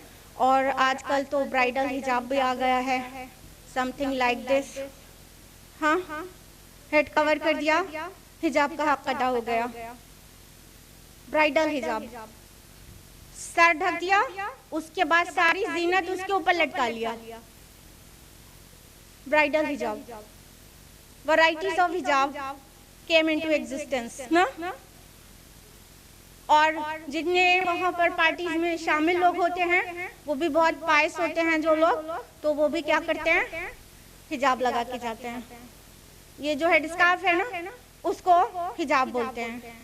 और हिजाब लगा के बाकी सारी जीनत उसके साथ। Don't kid yourself, don't kid yourself. किसको बेवकूफ बना रहे हैं? ये हिजाब है। हिजाब किस लिए है? is to cover, is to protect, is to conceal your beauty and not to reveal your beauty. आजकल तो YouTube पर सर्च रहता है, जरा देखिएगा, how to look beautiful in hijab, how to look more attractive in hijab. इसका जरा search volume देखिएगा इन सब चीजों का। और जो वीडियोस हैं जो how to look gorgeous in hijab, इन वीडियोस के जो व्यूज हैं वो मिलियंस में हैं, मिलियंस में। हिजाब के एहकाम और हिजाब के शरई कायदे कानून, वो सब की जो वीडियोस हैं उनके व्यूज मिलियंस में नहीं हैं, लेकिन how to look beautiful in hijab videos और हिजाब ट्यूटोरियल की वीडियोस मिलियंस में व्यूज हैं। ये है हिजाब आजकल का। किसको बेवकूफ बना रहे हैं? ये प्रोवोकेटिंग हिजाब है। हिजाब इसलिए था कि कोई प्रोवोक होने से बचे, इसलिए नहीं था कि मजीद प्रोवोक हो। किसको बेवकूफ बना रहे हैं? अपने आप को या माज़अल्लाह अपने रब को? और जो हमारे नबी ने बिल्कुल मना किया है, कैमल हम्प हिजाब, ये पीछे से जो ऊंचा करके बांधा जाता है हेयर स्टाइल, वो बिल्कुल बिल्कुल हराम है इस्लाम में। लेकिन आज कैमल हम्प हिजाब ये चलन में है। And I got to know recently कि हिजाब बन जाती हैं, हाँ, और हाउ टू गेट परफेक्ट बन हिजाब बन्स, इस पर वीडियोस बनी हुई हैं। तो पहले हिजाब ट्यूटोरियल में पहले बाल में बंस लगाए जाते हैं और उसके बाद कैमल हम्प हिजाब बांधा जाता है। और कैसे बांधा जाएगा और कैसे ऊंचा दिखेगा, कैसे परफेक्ट लुक आएगा, ये सब ट्यूटोरियल में सिखाया जाता है। हमारे ज़माने में तो बंस सुबह नाश्ते में चाय और दूध के साथ खाने के लिए होती थी, लेकिन आज की बहनों के लिए हिजाब बंस हैं और ये कैमल हम्प बनाने के लिए हैं, जिसको हमारे नबी ने बिल्कुल बिल्कुल सिरे से मना किया था। और ऐसी औरतें जो ऐसा करती हैं उनके लिए कहा गया था कि वो जहन्नमी औरतें हैं और वो जन्नत की खुशबू भी नहीं पाएंगी। So I would like to say again, don't kid yourself. अपने को ना बेवकूफ बनाए और ना ही माज़अल्लाह अपने रब को। हिजाब सिर्फ हेड कवरिंग का नाम नहीं है। हिजाब और हया हमारी चाल में, हमारी बात में, हमारे बिहेवियर में, हर चीज में है। हर चीज को मिलाकर हिजाब है। The way she talks, the way she walks, the way she behaves, everything is in the limit of hijab. सब चीज में हया होना चाहिए। ये सारी चीजें मिलाकर हिजाब बनता है। वरना क्या हिकमत है कि कुरान मजीद में सूरह क़सस सूरह नंबर 28 आयत नंबर 25 में हया के साथ चलने का जिक्र आया है। आपने जरूर पढ़ा होगा वो वाली आयत कि मूसा अलैहिस्सलाम जब मदियन पहुंचे थे तो दो खवातीन पानी पिला रही थी, अपने जानवरों को पिलाना चाहती थी। तो उनमें से जब एक बाद में आती है तो उसके लिए जो अल्फाज आए हैं वो अल्फाज हैं तमशी अल-इस्तिहया, चलती थी शर्म से।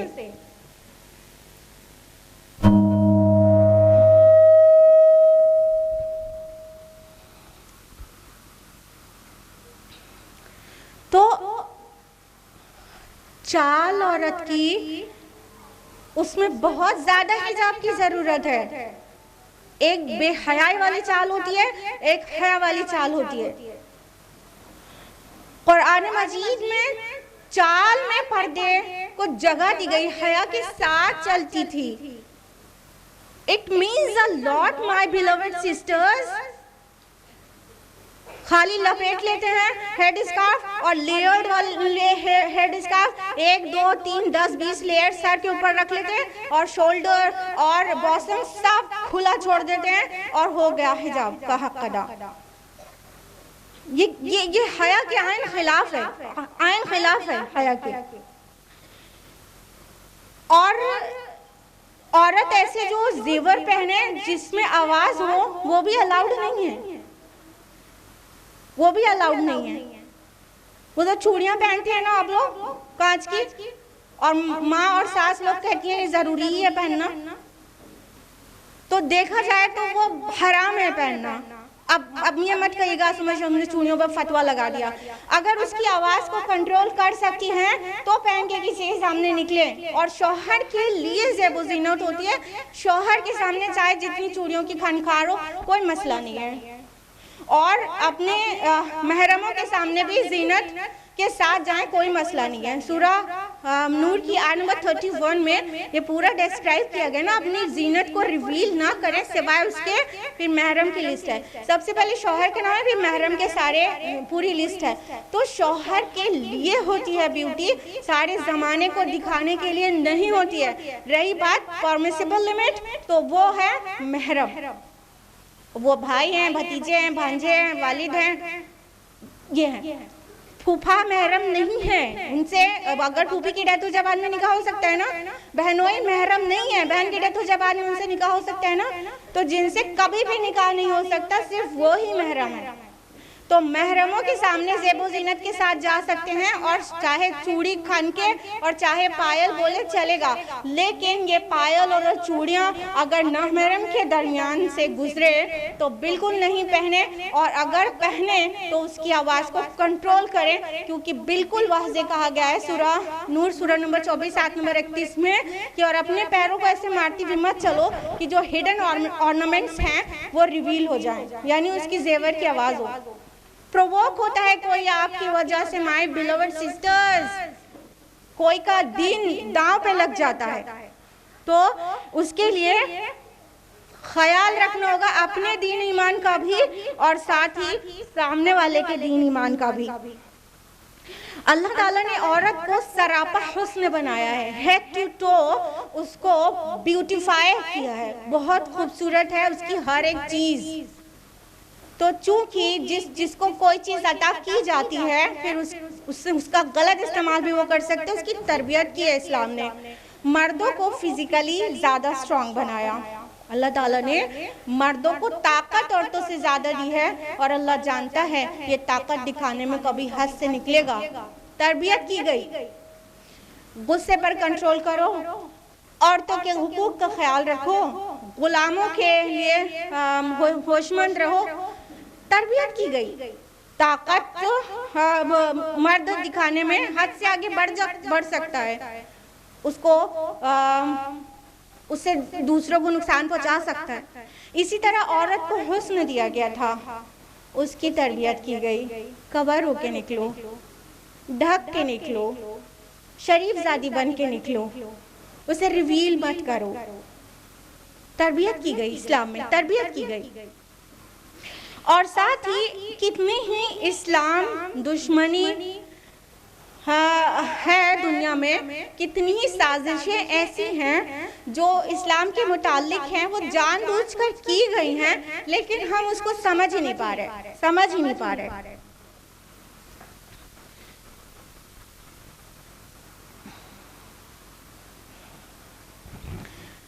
ये बाकायदा साजिशी तौर पर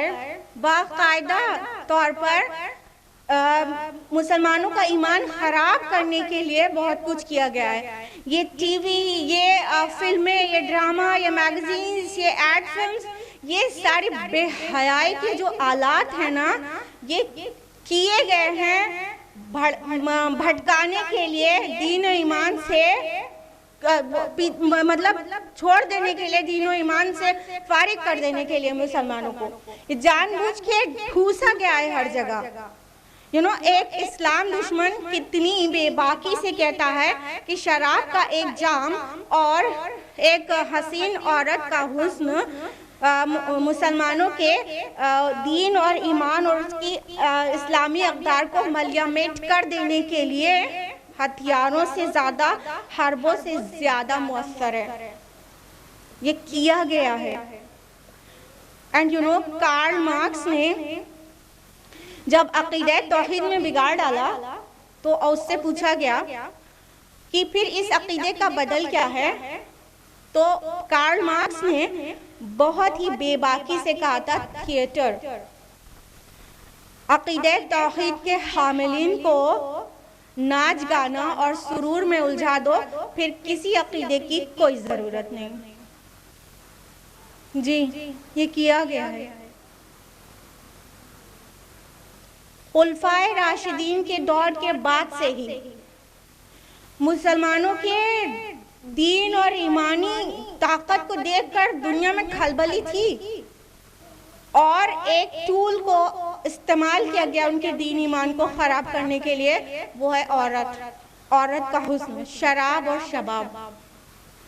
ये पूरे दौर में ऐसा होता रहा, आज तक होता है। खुसूसन सलाउद्दीन अयूबी के दौर में क्रिश्चियंस की तरफ से लड़कियों को ट्रेन किया जाता था, 13-13, 14-14 साल की ट्रेनिंग दी जाती थी कि उनको मुसलमानों के दरमियान जाकर किस तरह से उनको अपने जाल में फांसना है और उसको शराब और शबाब के नशे में लाना है, उसका दीन खराब करने के लिए।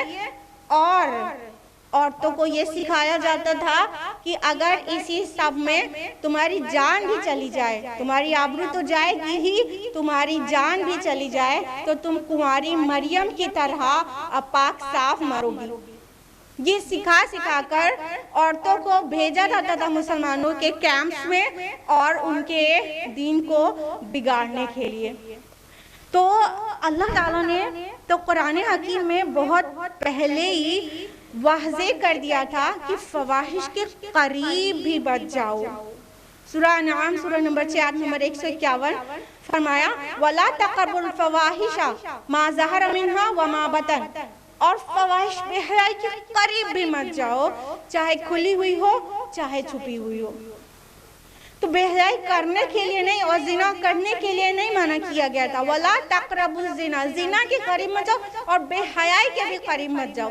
यानी वो सारी चीज़ें, वो आलात, वो मोबाइल, वो इंटरनेट, वो फिल्में, वो गाने, वो सुरूर जो फवाहिश के करीब ले जाते हैं, उन सब को भी इस्लाम ने हराम करार दिया है। म्यूज़िक और भड़काने वाली चीज़ें हराम करार दिया है। लेकिन आज मिल्लत इस्लामिया में कितने ही लोग हैं जो हया और हिजाब और मॉडेस्टी, चास्टिटी के तकाज़ों को पूरा कर पा रहे हैं। बेहयाई बिल्कुल बिल्कुल आम हो गई है, पूरे में फैल चुकी है। जबकि हया का ईमान के साथ इतना करीबी रिश्ता है कि अल्लाह के नबी सल्लल्लाहु अलैहि वसल्लम ने फरमाया, मुस्तदरक हाकिम की रिवायत है, जिल्द नंबर 1 हदीस नंबर 66, अल्लाह के नबी ने फरमाया सल्लल्लाहु अलैहि वसल्लम, हया और ईमान दोनों साथ साथ हैं, अगर उसमें से एक रुखसत हुआ तो दूसरा अपने आप गया। यानी हया जिसके अंदर से चली गई वो अपनी ईमान की खैर मनाए, ईमान की खैर मनाए। हया और ईमान साथ साथ रहते हैं, हया नहीं तो ईमान नहीं। और फिर जिसके अंदर से हया निकल जाए तो फिर वो जो चाहे करे, वो जो चाहे करेगा ही, बुखारी की हदीस है, वो जो चाहे करे और वो जो चाहे करेगा ही। वालिदैन को गाली भी देगा और बीवी को भी पीटेगा और शराब भी पिएगा और बेहया तो हो ही गया है। हाँ, तो जो बेहया हो जाएगा वो जो चाहे वो करेगा। और यू नो दयूस के लिए अल्लाह के नबी सल्लल्लाहु अलैहि वसल्लम ने फरमाया कि अल्लाह ताला रोज़े आखिरत उसकी तरफ नजर भी नहीं करेगा। वो दयूस, सूरह नसाई की हदीस है, हदीस नंबर 2561, अल्लाह के नबी सल्लल्लाहु अलैहि वसल्लम ने फरमाया कि अल्लाह ताला रोज़े आखिरत दयूस के तरफ नजर भी नहीं करेगा, यानी उसको अपनी रहमत से बिल्कुल ही दूर कर देगा। और मुस्नद अहमद की हदीस है, हदीस नंबर 5372, अल्लाह के रसूल सल्लल्लाहु अलैहि वसल्लम ने फरमाया, 3 तरह के लोगों पर जन्नत हराम है, एक दायमी शराबी, दूसरा वालिदैन का नाफरमान और तीसरा दयूस जो अपने बीवी बच्चों की बेहयाई पर खामोश रहे। अभी आपको दयूस के डेफिनेशन समझ में आ गई होगी। वो शख्स, वो मर्द जो अपने घर वालों की बेहयाई पर खामोश रहे दयूस कहलाता है, और दयूस के ऊपर जन्नत हराम है और अल्लाह ताला अपनी नजर रहमत भी नहीं करेगा। वो शख्स जिसके घर में उसकी बीवियां, उसकी बेटियां, महरम नामहरम सबको बराबर की रहती हैं, कजिन्स के साथ चलना कूदना है, आना जाना है, घर में नामहरमों का ना सिर्फ ड्राइंग रूम तक बल्कि उसकी बीवी के किचन तक रसाई है, और बेपर्दा होकर घर से निकलना और सबको अपनी जीनतें दिखाना, घर में इंटरमिंगलिंग होना और घर के बाहर मिक्सिंग होना, ये सब क्या है? ये सब जो देखे और कुछ न कहे वो दयूस है, वो बेगैरत है, और बेगैरत के लिए जन्नत हराम है। जरा अपने अपने घरों का की जांच पड़ताल कर लें कि कहीं हमारे घर के मर्द ऐसे तो नहीं, कहीं हमारे यहाँ की फ्री मिंगलिंग तो नहीं, कहीं हमारे यहाँ बहनोई भी और फूफा भी और कजन्स भी सब आते हैं और बगल में बैठते हैं और हंसते हैं और हंसाते हैं और गुदगुदी करते हैं और गोद में उठाते हैं। बहनोई के साथ घूमने जाती हैं हमारी बहनें, बाइक पर भी बैठती हैं, गले में हाथ भी डालती हैं। उस मर्द के लिए बहुत शर्मनाक बात है जिसकी वो औरत, वो बेटी है या बीवी है या माँ है या बहन है, वो देख रहा है सब कुछ और कुछ नहीं कर रहा है, और बड़े शान से कह रहा है हमने अपनी बेटियों को कभी किसी चीज के लिए मना नहीं किया, जो खाना है खाओ, जो पहनना है पहनो। सुभान अल्लाह, बड़ी शान से कह रहा है। बेगैरत है वो, दयूस है वो। इसके बाद एक और सिली आर्ग्यूमेंट का जवाब देते चलें। गोदी मीडिया में एक आर्ग्यूमेंट ये चल रहा है, हिजाब का मतलब मॉडेस्ट ड्रेस। हिजाब का मतलब कुछ नहीं, सिर्फ मॉडेस्टली ड्रेसअप होना है और कुछ मतलब नहीं है। जाहिल, जिसकी इस काल में नहीं, जबान खोलने की क्या जरूरत है। हिजाब वर्ड अलग से कुरान मजीद में मौजूद है, जिलबाब भी है, खिमार भी है, और जिसको मॉडेस्ट ड्रेस कह रहे हैं, ड्रेस के लिए कुरान मजीद में लिबास वर्ड है और उसका तज़किरा अलहदा किया गया है, लिबास का जिक्र अलग किया गया है। जैसा कि सूरह बकरा सूरह नंबर 2 आयत नंबर 186 में कहा गया, आयत नंबर 187 में कहा गया, हुन्ना लिबासुल लकुम व अंतुम लिबासुल लहुन्ना, तुम उनके लिबास हो, वो तुम्हारे लिए लिबास है। शौहर बीवी के लिए कहा गया लिबास, गारमेंट, आउटफिट्स। और कहा गया सूरह आराफ सूरह नंबर 7 आयत नंबर 26 में, या बनी आदम क़द अंज़लना अलैकुम लिबासा युवारी सौआतिकुम वरीशा, ए बनी आदम, हमने तुम्हारे लिए लिबास नाजिल किया ताकि वो तुम्हारे सत्रों को ढके और तुम्हारे लिए मुजिब जीनत हो। तो लिबास का काम है सत्र को ढकना, और हिजाब का काम है ढकने के साथ साथ ज़ेबो ज़ीनत को भी कवर कर देना, ज़ेबो ज़ीनत और फिटिंग को भी कवर कर देना। तो लिबास का जिक्र अलहदा है कुरान मजीद में। 2 आयत हमने आपको बताई, यानी बकरा की आयत नंबर 187, सूरह आराफ की आयत नंबर 26 और 27, और सूरह नहल की आयत नंबर 16, सूरह नहल की आयत नंबर 112, और सूरह हज की आयत नंबर 23। उसके अलावा सूरह फुरकान की आयत नंबर 47 और सूरह फातिर की आयत नंबर 33, सूरह नबा की आयत नंबर 10। इतनी जगहों पर लिबास वर्ड आया है जिसका मतलब होता है गारमेंट, मॉडेस्ट ड्रेस जिसको कह रहे हैं, उसके लिए लिबास वर्ड आया है। और लिबास का काम होता है सत्रों को ढकना। सत्र के लिए जो वर्ड आता है अरबी जुबान में वो है औरा, औरा, और औरत हेड टू औरा है, अलमरतु औरतु, औरत पूरी की पूरी औरा है। इमरात उन वर्ड आता है औरत के लिए, और औरत हम उर्दू ज़बान में बोलते हैं, ये अरबी का ही वर्ड है। और औरत का मतलब होता है छुपाए जाने वाली शय, जिसका खुलना काबिले शर्म हो, जिसका खुलने से हया आए।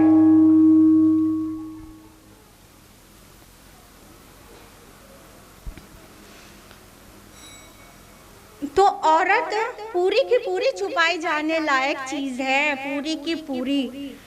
मर्द के लिए औरा है नाफ से लेके घुटने तक, लेकिन औरत औरा है हेड टू टो, पूरा जिस्म उसका छुपाए जाने के लायक है, क्योंकि प्रोटेक्टेड रहे।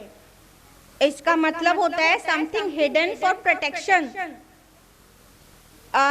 Something protected by keeping behind. यानी कोई रॉबर आएगा, कोई चोर आएगा तो औरत को पीछे कर दिया जाएगा, जो उसका शौहर होगा वो मुकाबला करेगा। इसलिए प्रोटेक्शन के लिए पीछे रखना, छुपा के रखना, हिफाजत के लिए। वो सिन्फ़े नाजुक है, वो डेलिकेट जेंडर है। डेलिकेट जेंडर अल्लाह ताला ने किसको बनाया? औरत को ना। और सिन्फ़े कवी स्ट्रॉन्ग जेंडर मर्द को बनाया। तो चूंकि औरत सिन्फ़े नाजुक है इसलिए उसको प्रोटेक्शन की ज़रूरत है, उसे नज़ाकत से डील किया जाए उसकी ज़रूरत है, तो उसको प्रोटेक्ट किया गया। और ये सिन्फ़े नाजुक आज कॉलेज यूनिवर्सिटीज़ के गेट पर बैठकर अपनी तालीम को पूरे करने की दुहाई दे रही है और मोदी जी सो रहे हैं और नारे लगाते रहते थे, बेटी बचाओ, बेटी पढ़ाओ, बेटी पढ़ाओ, बेटी बचाओ। आज वो बेटी पढ़ने के लिए दुहाई दे रही है गेटों पर बैठकर कॉलेजेस के। मोदी जी गायब हैं। मोदी जी कब बहुत होश में थे? जब ट्रिपल तलाक का मामला था, हाँ, कि मुस्लिम महिलाओं को सम्मान और सुरक्षा दी जाएगी। ऐसा हो गया, तलाक को इस तरह मतलब पोर्ट्रे किया गया मीडिया में जिस तरह की मतलब औरत के ऊपर एकदम जुल्म हो गया।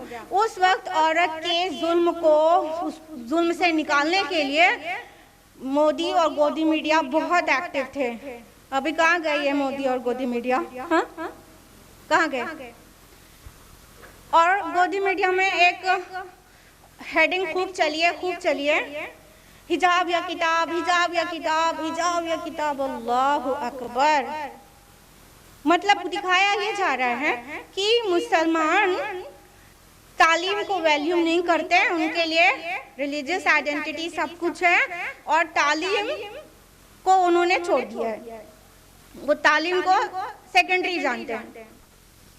जाहिल। जिस दीन का पहला रेवलेशन ही इक़रा हो, पढ़ो, जिसके नबी ने कहा हो तलबुल इल्म फरीदतुन अला कुल्लि मुस्लिम, इल्म हासिल करना हर मुसलमान के लिए फर्ज है। सुनन इब्न माजा जेड नंबर 1 बाब नंबर 17 हदीस नंबर 224। उस दीन के फॉलोअर्स को कहा जा रहा है हिजाब या किताब, हिजाब या किताब। मतलब एक किताब से इनका दूर दराज का रिश्ता ही नहीं है। मतलब हम पढ़ना पढ़ाना हमारा दीन जानता ही नहीं है। अरे तुम लोग 4 दिन से पढ़ना सीख गए हो, 21st सेंचुरी में कहने लगे हो कि education is our right, education is one's right. ये आज तुम कहने लगे हो हमारा दीन 1400 साल पहले से, 14 सदियां पहले से कह रहा है कि एजुकेशन राइट नहीं ऑब्लिगेशन है। और राइट और ऑब्लिगेशन में फर्क होता है। जो इंसान का राइट होता है अपने से छोड़ना चाहे छोड़ सकता है, लेकिन जो ऑब्लिगेशन हो तो वो नहीं छोड़ सकता, वो उसको कंपल्शन है कि पूरा ही करे। लेकिन हाँ, दिस इज ट्रू कि अल्लाह से करे दूर तो तालीम भी फितना। अगर जो तालीम हमको हमारे रब के एक हुक्म पर भी जो कि फर्ज हो उसको भी पूरा मानने से रोक रही हो तो ऐसी तालीम को हम लात मारते हैं। This is true. अल्लाह से करे दूर तो तालीम भी फितना। नहीं चाहिए, कोई भी चीज नहीं चाहिए। हमारे अल्लाह का हुक्म हमारे जिंदगी में सबसे ऊपर है, सबसे ऊपर है। और अगर एक ऑब्लिगेशन को भी पैरों तले रौंद कर हमें तालीम भी हासिल करना हो तो हम ऐसी कोई रौंद कर निकल जाएंगे और हमें नहीं चाहिए होगी ऐसी तालीम भी। सिली आर्गुमेंट एक चल रहा है मीडिया में कि हिजाब का हुक्म उम्महातुल मोमिनीन के लिए था, सारी औरतों के लिए नहीं है। खुद तो कुछ जानते नहीं और जुबान खोलना शुरू। असल में जो लोग ये कह रहे हैं उन्हें चाहिए कि सूरह अहज़ाब को पूरा ऊपर से नीचे तक पढ़ें। सूरह अहज़ाब में सूरह नंबर 33 आयत नंबर 21 में अल्लाह ताला ने फरमाया कि अपने नबी को के लिए फरमाया कि लक़द कान लकुम फ़ी रसूलिल्लाहि उस्वतुन हसना, कि अल्लाह के रसूल में तुम्हारे लिए उम्दा नमूना मौजूद है। तो अल्लाह के रसूल में नमूना है, मतलब हमारे रोल मॉडल हमारे रसूल हैं। अब चूंकि मर्द नबी रोल मॉडल बन के औरतों के कुछ मामलात नहीं दिखा सकता, तो इस काम के लिए उम्महातुल मोमिनीन को चूज किया गया और फरमाया अल्लाह ताला ने सूरह अहज़ाब सूरह नंबर 33 आयत नंबर 32 में, या निसा नबी लस्तुन्ना कहदिम मिनन निसा, ए नबी की बीवियों तुम आम औरतों की तरह नहीं हो। मतलब अब तुम खास हो, तुम्हें उम्मत की औरतों का उसवा बनना है, नमूना बनना है, तुम करके दिखाओ तो वो लोग करें। तो एक काम उनके पास से शुरू हुए, चैरिटी बिगिंस एट होम, ठीक है। तो उम्महातुल मोमिनीन को उसवा और नमूना बना दिया गया और हिजाब के काम उनसे शुरू हुए।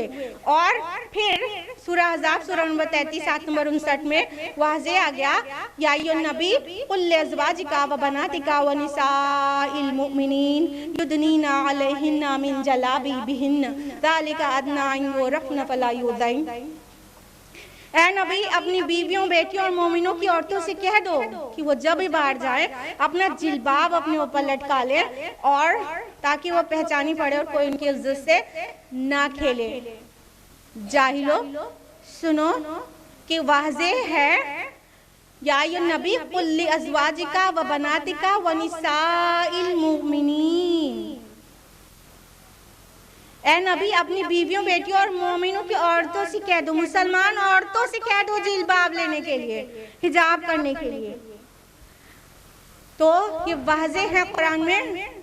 और जो दीन इस्लाम का दाल भी ना जानता हो वो अपनी जुबान बंद ही रखे और हाशिए में चला जाए।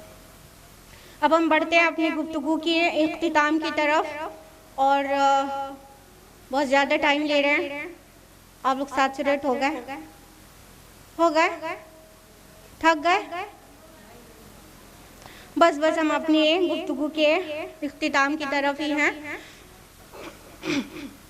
अब इस पूरे सिनेरियो में हमें देखना चाहिए कि हम how to respond to it, किस तरह हम इसको रिस्पॉन्ड करें, सिचुएशन को कैसे टैकल करना चाहिए। जब इस्लाम पर हमला हो तो हमें क्या करना चाहिए।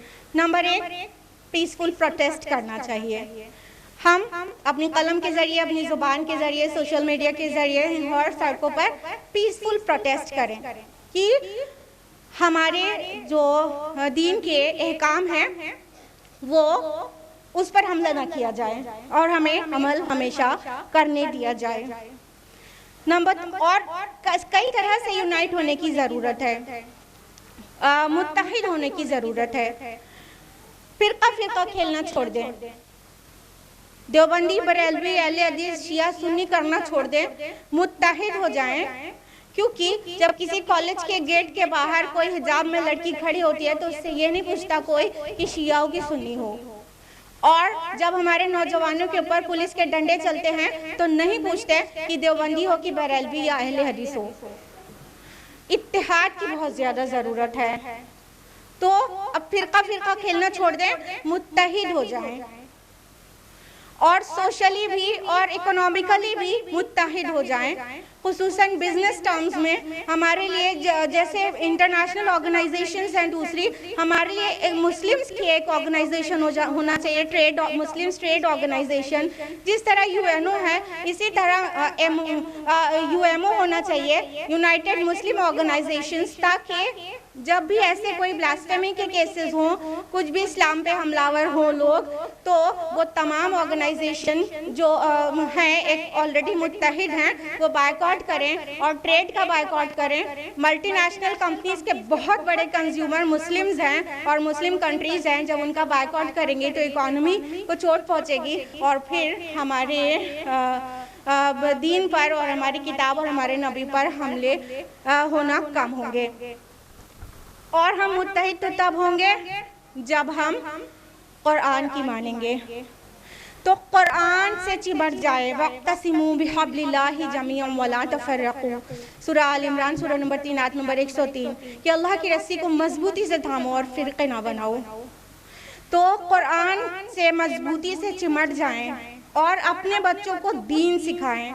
इस्लामिक स्कूल्स खोलें, जो इस्लामिक स्कूल्स और कॉलेजेस हैं उनका सपोर्ट करें, क्योंकि जिस तरह हमारे बच्चों की ब्रेन वॉशिंग की गई है ना इनके क्रिश्चियन मिशनरी स्कूल्स में और दुश्मनाने इस्लाम के स्कूल्स में पढ़ा कर जिस तरह ब्रेन वॉशिंग की गई है, उसी तरह उसका सोल्यूशन है कि इस्लामिक स्कूल्स खोले जाएं और ऐसे स्कूल कॉलेजेस में पढ़ाया जाए ताकि उनकी जहन साजी हो और वो ऐसी सिचुएशन को टैकल करना सीख जाएं और वो किस तरह से अल्लाह के दीन के क्या अहकाम है उन्हें पता हो और उनको कुरान के मुताबिक अमल करने में स्कूल कॉलेजेस में ना रोका जाए। तो जिन स्कूल्स कॉलेजेस में उन्हें आज़ादी है अपने मज़हब पर प्रैक्टिस करने की, वो जब बढ़ेंगे तो ही हमारे सारे ही बच्चे हमारी आने वाली जनरेशन तक वहाँ पर पढ़ सकेगी ना।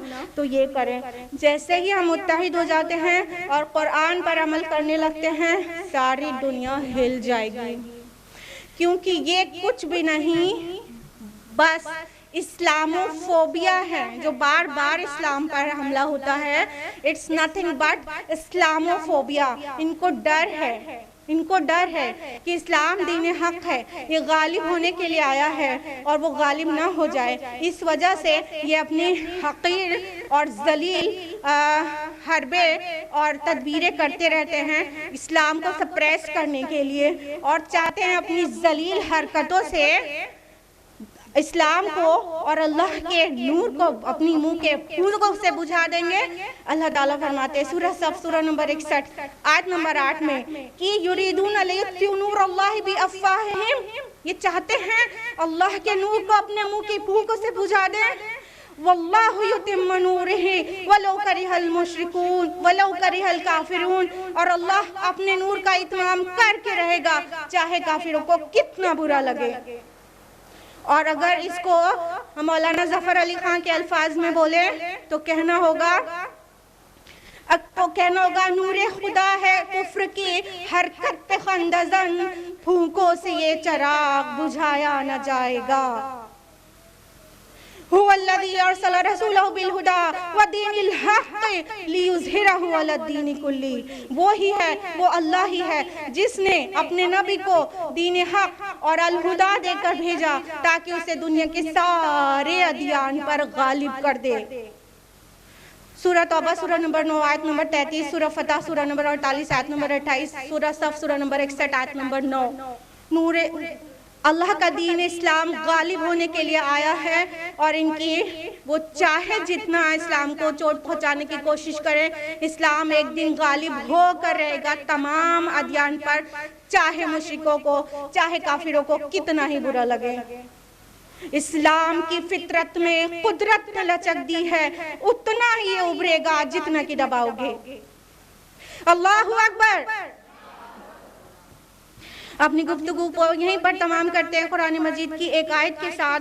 अल्लाह ताला फरमाते हैं सूरह नूर सूरह नंबर 24 आयत नंबर 19 में इन्नल्लज़ीना युहिब्बूना अन तशियल फाहिशतु फिल्लज़ीना आमनू लहुम अज़ाबुन अलीमुन फिद दुनिया वल आखिरह। वो लोग जो चाहते हैं मोमिनों के दरमियान फहशियत फैले, बेहयाई फैले, और वो जो पसंद करते हैं इस बात को, तो अल्लाह ताला की तरफ से उनके लिए दुनिया में भी और आखिरत में भी दर्दनाक अज़ाब है। वाखिर दावाना अल्हम्दुलिल्लाहि रब्बिल आलमीन वस्सलामु अलैकुम वरहमतुल्लाहि वबरकातुहू। जज़ाकल्लाहु खैरन कसीरन कसीरा ma'am, indeed an eye opener. यकीनन आज आपकी बातों ने हमारी आंखें खोल दी। ये रियलाइज़ करने का वक्त है कि अल्लाह ताला के अहकाम क्या है हिजाब के बारे में और हमारा रवैया उसके मुतालिक क्या है।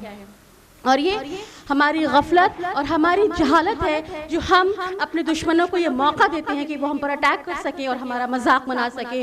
और जिस तरह से हम ये सब कुछ फेस कर रहे हैं, अब ये ज़रूरी है कि हम खुद ही इसके खिलाफ स्टैंड लें, उसके बगैर कुछ भी मुमकिन नहीं।